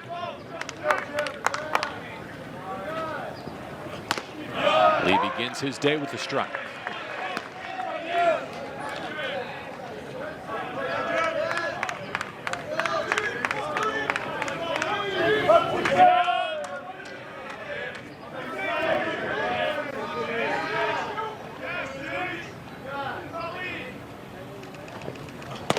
In there again. Doubles up. 0-2.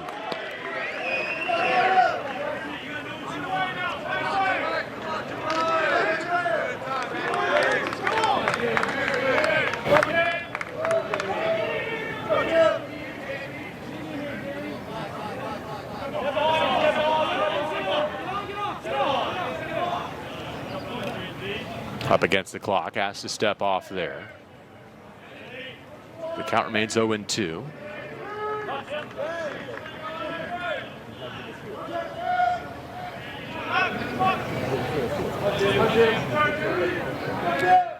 Five seconds to pitch.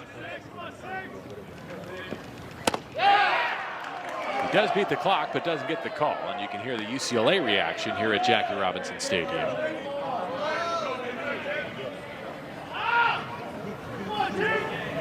That might be a wrist piece issue. You can see Deuce Gorson, who shifted over to the shortstop side of second base, coming in to offer his chip. I think Lee's got it sorted out now.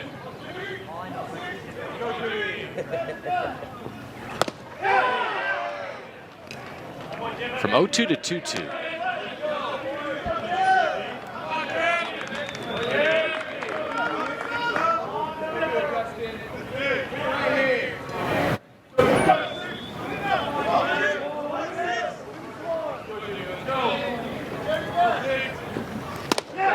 Top with strike 3. He freezes Jimmy Natai and strands a pair. Time to stretch at UCLA with the Bruins up 2.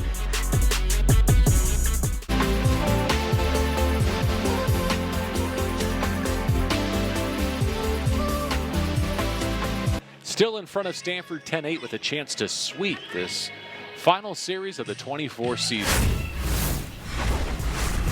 Time to recognize our Rawlings player of the game, and on senior day it's Carson Yates. 2 for 2, a double here, a home run, 4 driven in to help UCLA come back from down big early and take the lead. Yeah, excellent way to end your UCLA career. Been a stalwart in this program all 4 years, got his family here, and he's been a big bright spot for this lineup and delivering some huge hits. Double homer, 4 ribbies. Got a nice little frame jersey. Leading off for the Bruins, right fielder, number 21, John Bonds. Have to update John's position again. I've had him as the DH, the pitcher, and now in right field. He's still in the 8th spot in the order, though. It's Bonds, then Yates, and Salgado at the top. Or Salgado's spot. He's been replaced in the order now defensively.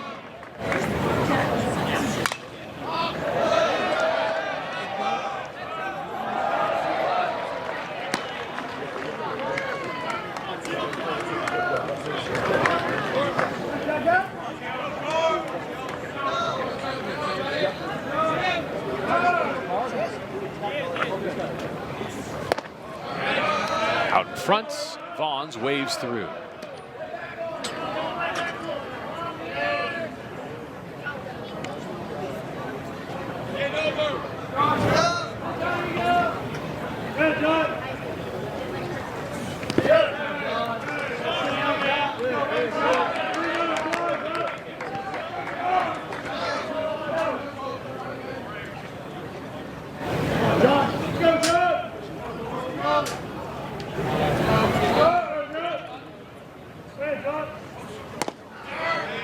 Down on strikes. Vaughn's caught looking to begin the bottom of the 7th. Nasty changeup. Vaughn's caught looking. O'Haron, good arm speed on that. Perfect pitch, perfect location. Carson Yates. Brings up our man of the day, Carson Yates.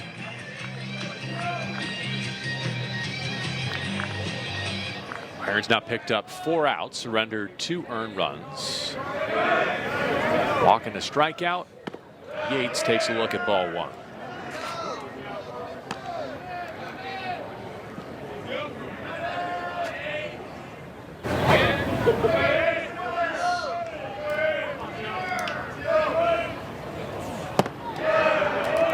Had 2 balls and no strikes.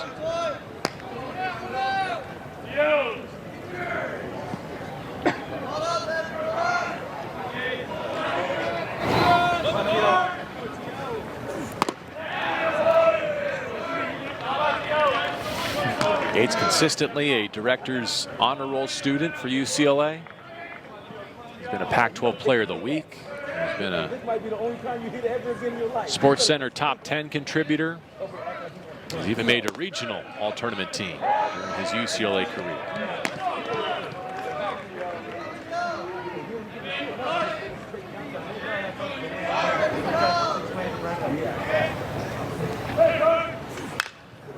Count goes full on the soon-to-be graduate with an economics degree, Carson Yates.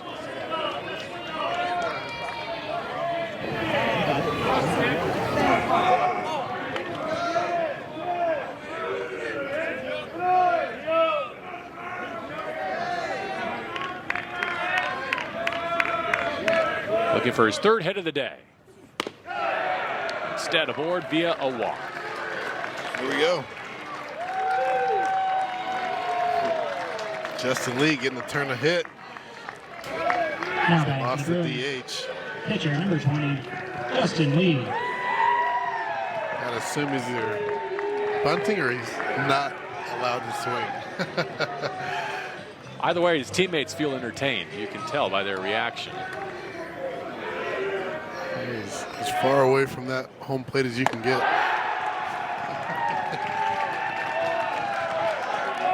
Look at his teammates going nuts. He can't stop smiling.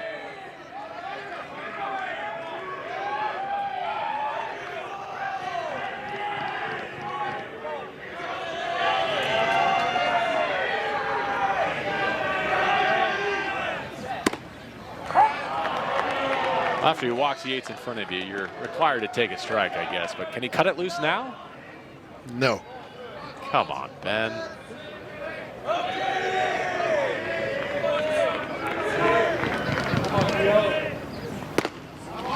I guess there's nothing that's worth risking the possibility that he can get the next 3 or maybe even 6 outs for you on the mound, right?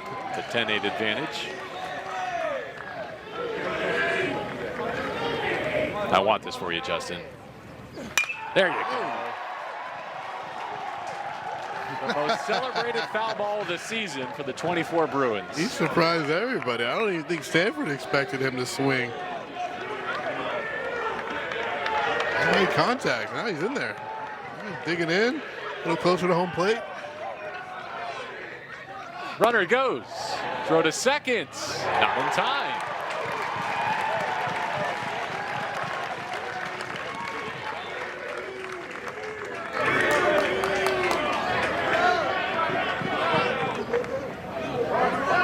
Say for the record, now there's first base open, so they can be careful with Justin Lee.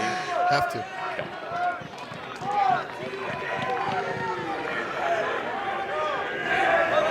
O'Haron. Is that enough of this? Now the pressure's on. As Quint Landis is next.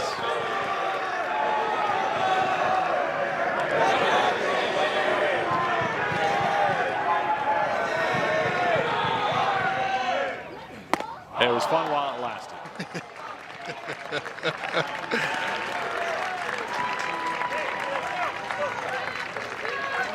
Now batting, catcher number 30. Good effort. He gave Yates time to get to second base. Yeah, that dugout was going to erupt if he found his way on first base.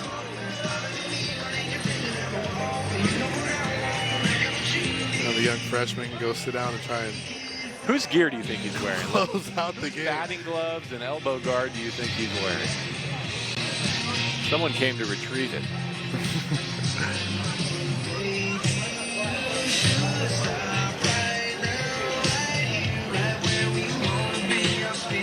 Carson Yates getting his instructions. He'll be the base runner at second.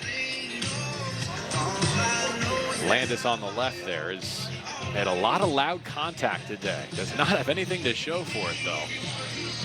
He's got the best 0 for 4 I've seen this season in college baseball.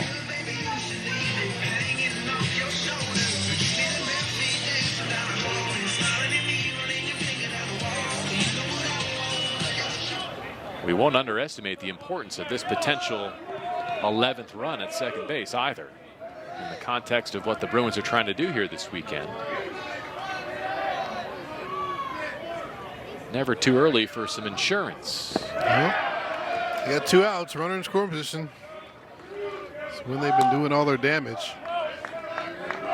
Wouldn't that be poetic on senior day to boot? Kind of all the storylines converging right now for Quint Landis.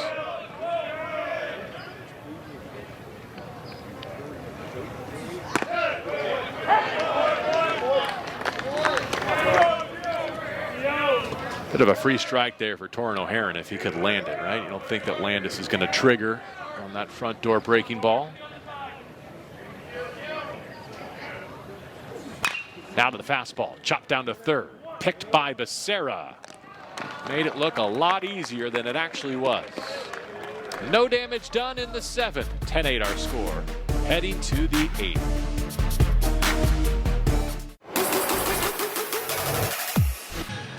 Yes, he is. Got the elbow guard off. Make sure he doesn't go out to the mound with that. No batting gloves in the back pocket. Wouldn't that be something? He's ready to do what he does. Gave everyone a mid-afternoon rush of adrenaline, though, and a few smiles. Now he's trying to guide them to victory.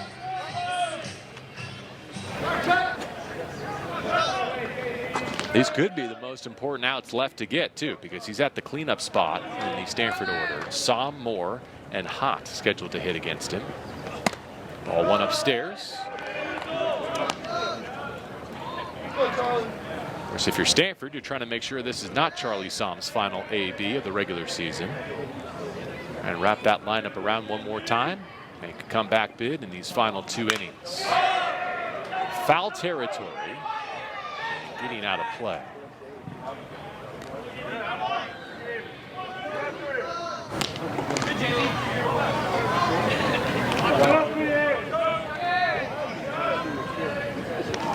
How about these 2 freshmen from Notre Dame, Lee and Dean West? UCLA's had a lot of success out of Notre Dame. Dalen Reyes, first base.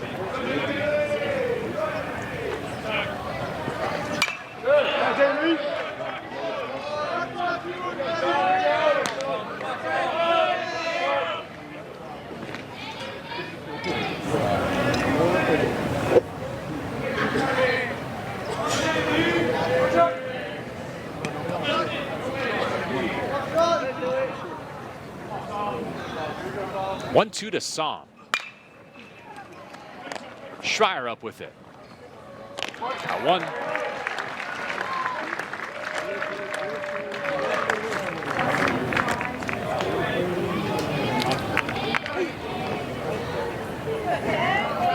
Schreier's sure-handed this weekend. Tough error earlier, but been really solid defensively.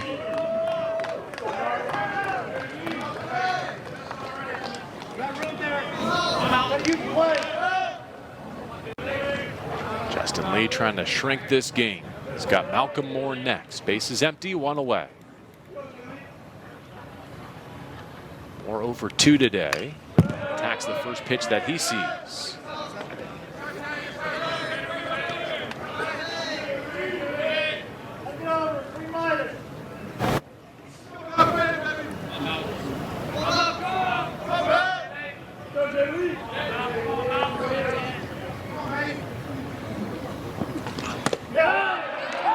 Lands another. 0-2.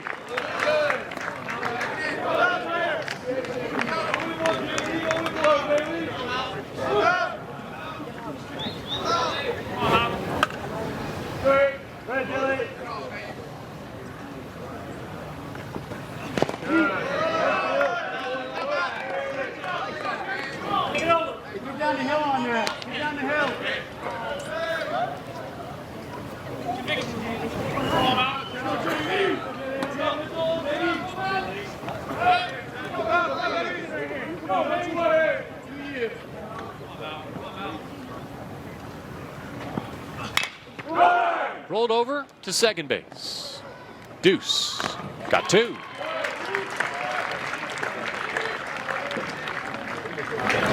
Nice play by Deuce coming in. He's playing deep. You can still play your second baseman out there on the outfield grass in college and come in and get a good hop and make that play.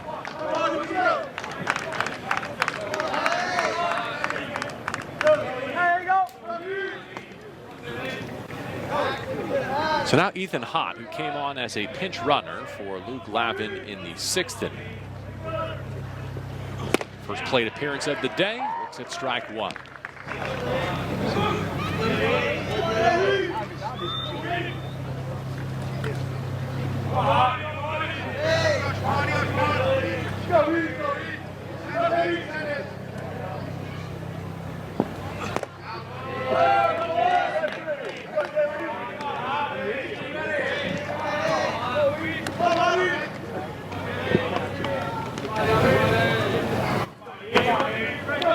Bruins hoping to sweep Stanford for the first time since 2007. Here's a chopper down to third. Chalowski, so good with the glove. A 1-2-3 8th inning. The Bruins are 3 outs away, and they'll look to tack on in their half of the 8th. 3 against Stanford after falling behind in each of the first 3 games. They've rallied nicely here today with 3 in the 2nd, 5 in the 5th, and 2 more in the 6th inning. Coming in to pitch for Stanford. Another new pitcher, this time for Stanford. We've seen Thomas on Thursday night. He's back for more with 22 appearances to his credit. Yeah, he came in Thursday night, a couple innings, and good stuff, good sinker, good slider. Just got to command it and get his stuff in the zone, get ahead of hitters. Ben Francisco, JB Long with you today. Thanks to Kyle Reichling and Will O'Toole, who have handled our remote events for all 12 years. Great getting to know them and work for them. And sad to send it on to different properties, but Ben, I've enjoyed our time together, which includes a Pac-12 baseball tournament as well. And congratulations on going into the Servite Hall of Fame next week. Thank you. Number 2. Hope our paths continue to cross in this baseball universe. No doubt. Thank you. And it's a pleasure working with you as well. And hope you enjoy your NFL football season with the Rams. They should have a pretty good squad. Early trip your way to face the Cardinals.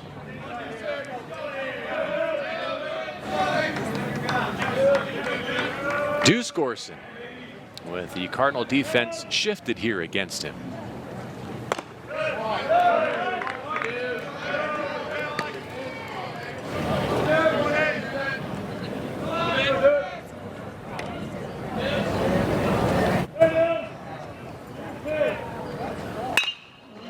Able to beat that shift. Threads it between Cobb and Haskins. And Deuce Gorson's got a 2-hit day. Loud single up the middle for Deuce. Third baseman, number 1, Gets a 1-0 sinker. Able to put a good swing on it. beats it through the shift. They have 3 fielders on that side of the base, but he finds the hole when he hit it that hard.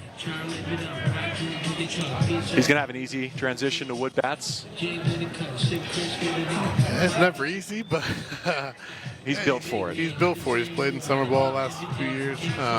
So all these kids, you go play summer ball, you get to experience the wood bat. And yeah, you should have no problem. Chalowski next. He's right on it. Fouls it back to the wall.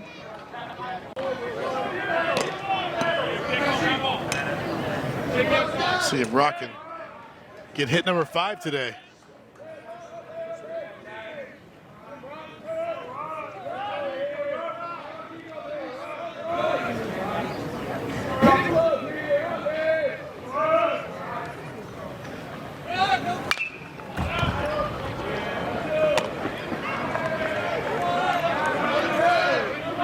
It'll be a little bittersweet if you're a Bruin baseball fan, right, to see what this team is capable of, even incomplete as they are at this stage of the season.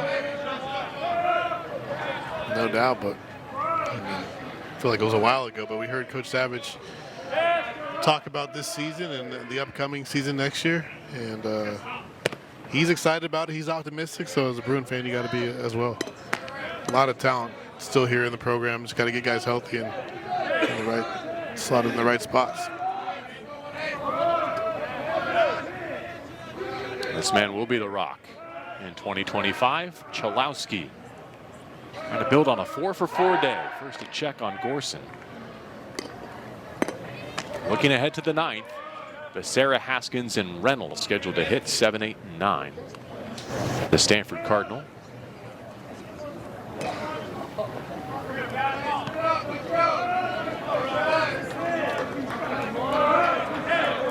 You figure it's lead of the finish line for the Bruins on the mound, right? Oh, yeah.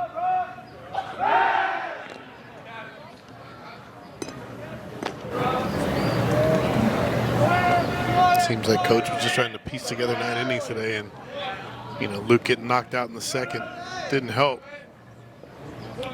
Rashad Ruff, their closer, was honored pregame on senior day, but we've not seen him in this series. No activity down in the bullpen, so you figure they'll let Lee go. Chalowski finally makes an out. Comes here in the bottom of the 8th inning. Let's see if they can get Dean West out. He's next. Now batting for the Bruins, number 36, Dean West. Well, Rock was looking for his 5th hit, and Dean's looking for his 5th walk.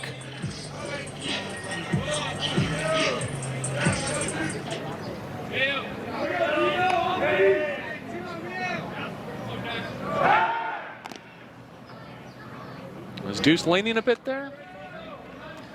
Looked like it. And he tried to get in scoring position for West.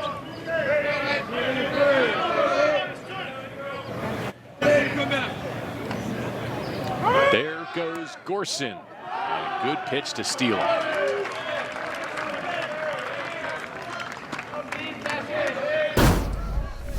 He called it, leaning, and he's going in there easily with that breaking ball down the zone. Sam wasn't able to field it clean.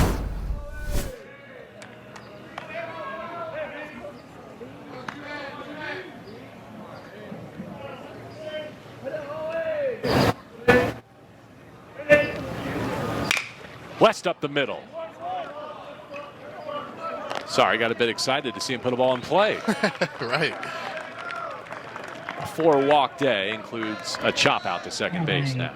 Shortstop, number 3, Cody Schreier.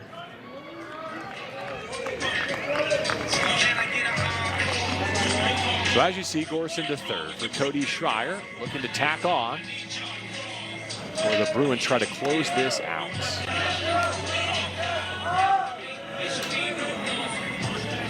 What stands to be the final plate appearance of the season for Cody Schreier.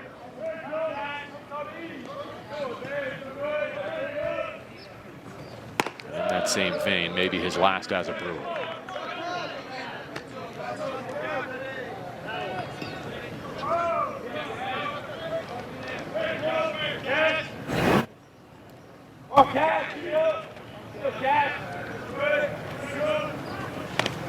Reyes hit him.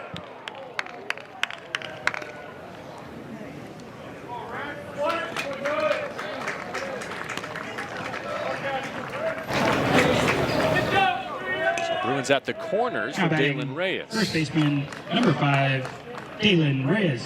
That didn't feel good.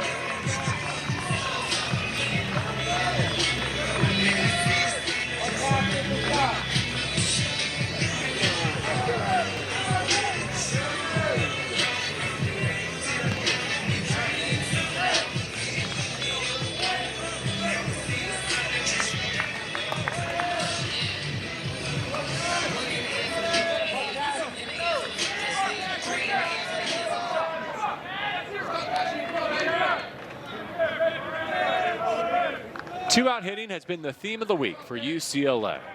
If they sweep Stanford, it will be why. And they add some insurance here in the last of the 8th inning with Gorson at third and Schreier at first. Reyes already with an RBI to his credit. In that big 5th inning in which the Bruins produced 5 runs. In tights, a ball and a strike. Yeah, Reyes has had good at-bats today, hit the ball hard. Nice single to right field, 2 RBIs. See if he can cap off his career with another RBI and finish it with a hit. In the dirt. Schreier will take seconds, standing up.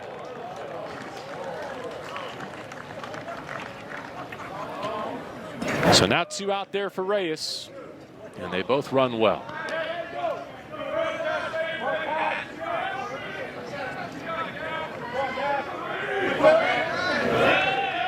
Dalen would like to take some of the drama out of the top of the 9th inning. Hitters count.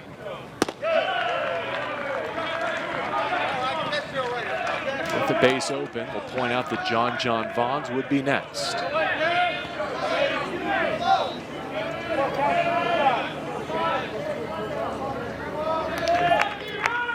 Cassius Thomas keeps Stanford within striking distance. 3-1. They're loaded.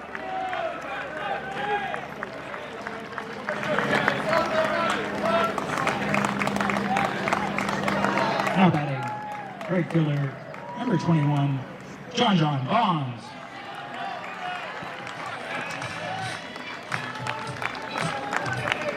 John looking to deliver a knockout punch right here.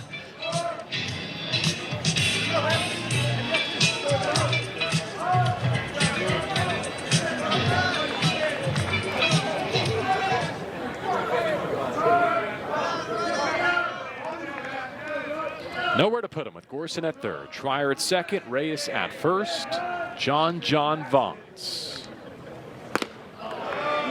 Tried to hit that over the batting facility. As he should. This is his last at bat potentially of his UCLA career. He's going to try and go out with a bang.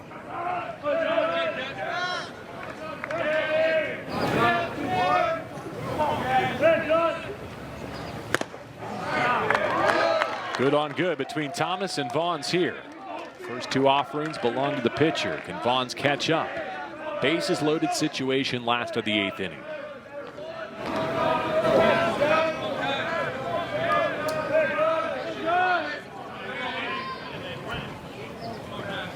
Another challenge, and this one's off the plate. Straight heat from Cassius Thomas against John Vaughns. Bases loaded situation. They'll do it again at 1-2.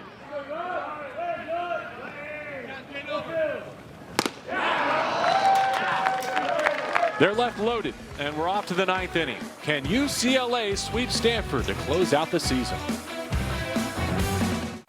Ready, set, dream cabin nestled in the woods. Just 4 hours to go. New job halfway across the country. Today on the mound, and Justin Lee, the freshman, has a chance to collect his first save now. He's 3 outs away from the finish line. He's going to get the bottom third of the Stanford order, and he hopes it'll be a 7-out save. He already got his first at bat out of the way. He's looking to get his first save of this season. had to make a plate appearance because UCLA surrendered their DH, putting John Vaughns in right field. He's with West and Yates there. Chalowski, Schreier, Gorson, and Reyes on the infield. And there's strike one out of the right hand of the freshman Lee. Timo Becerra got Stanford the early advantage with an RBI double, then walked and scored in the third inning. He's 0 for 2 since.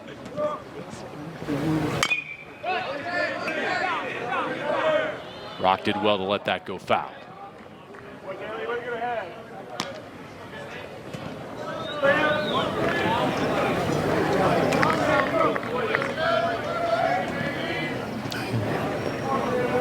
Played shortstop all through high school. Just played third base here. Looks really good over there. So I don't know if you want to move him back to shortstop. I know he probably wants to, but he's very comfortable as a third baseman.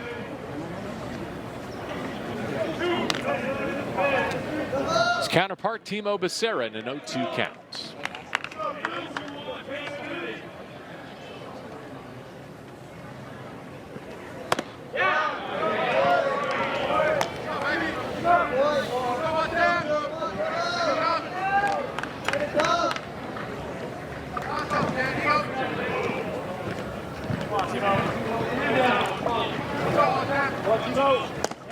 Swing and a miss, strike three.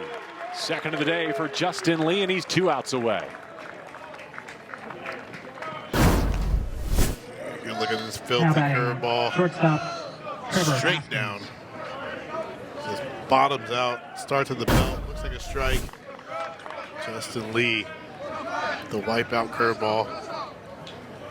One out, one down, 2 to go. Trevor Haskins, the Stanford shortstop, next.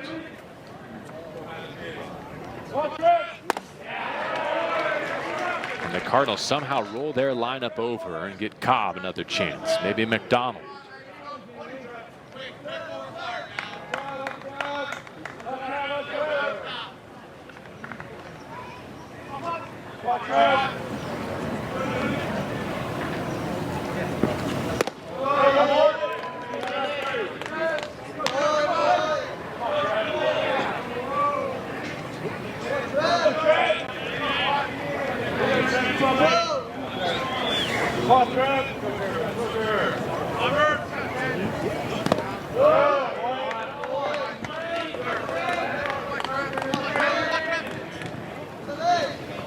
Haskins trying to get on, as you said, trying to get Cobb to the plate.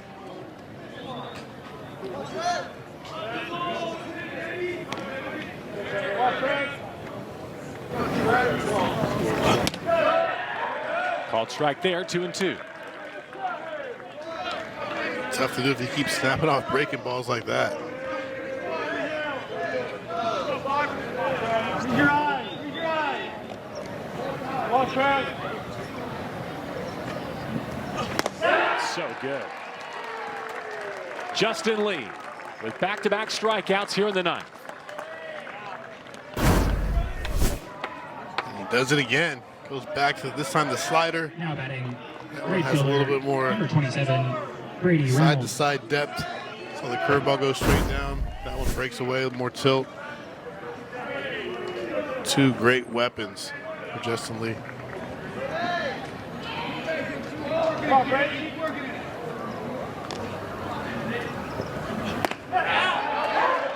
Terrific location for strike one to Brady Reynolds. A single on 3 strikeouts today for the 9-hitter. A bit loose with that one. A ball and a strike.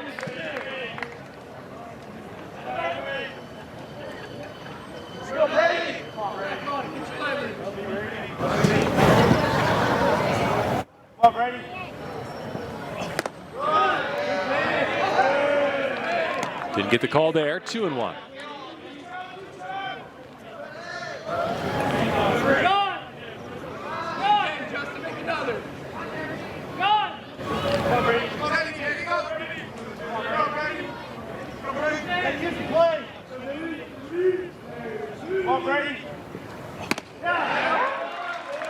balls, 2 strikes, 2 down here in the 9th. Good pitch, going soft. Locks up Reynolds with the fastball on the inner half of the plate.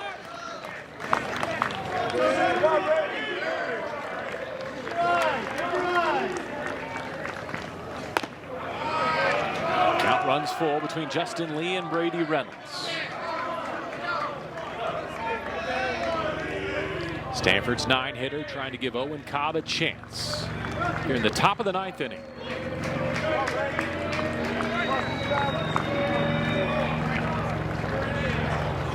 Justin Lee strikes out the side. And UCLA finishes their 2024 season and the Pac-12 era with a sweep of Stanford. 8 runs, 9 hits, 1 error. Sign of things that come for UCLA. Their freshmen delivered on senior day, but the seniors were the story today.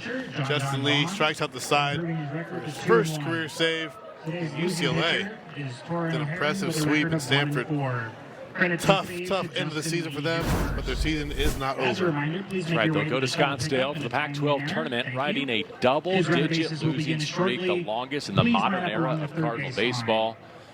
The Bruins find themselves in early deficits in all 3 games of this series, and yet they win all 3. 10-8 the final.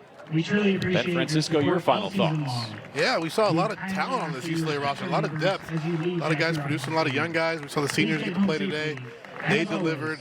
But we heard Coach talk about the optimism for UCLA, and this is a good way to end your season, winning 3 in a row, sweeping one of your longtime rivals in Stanford.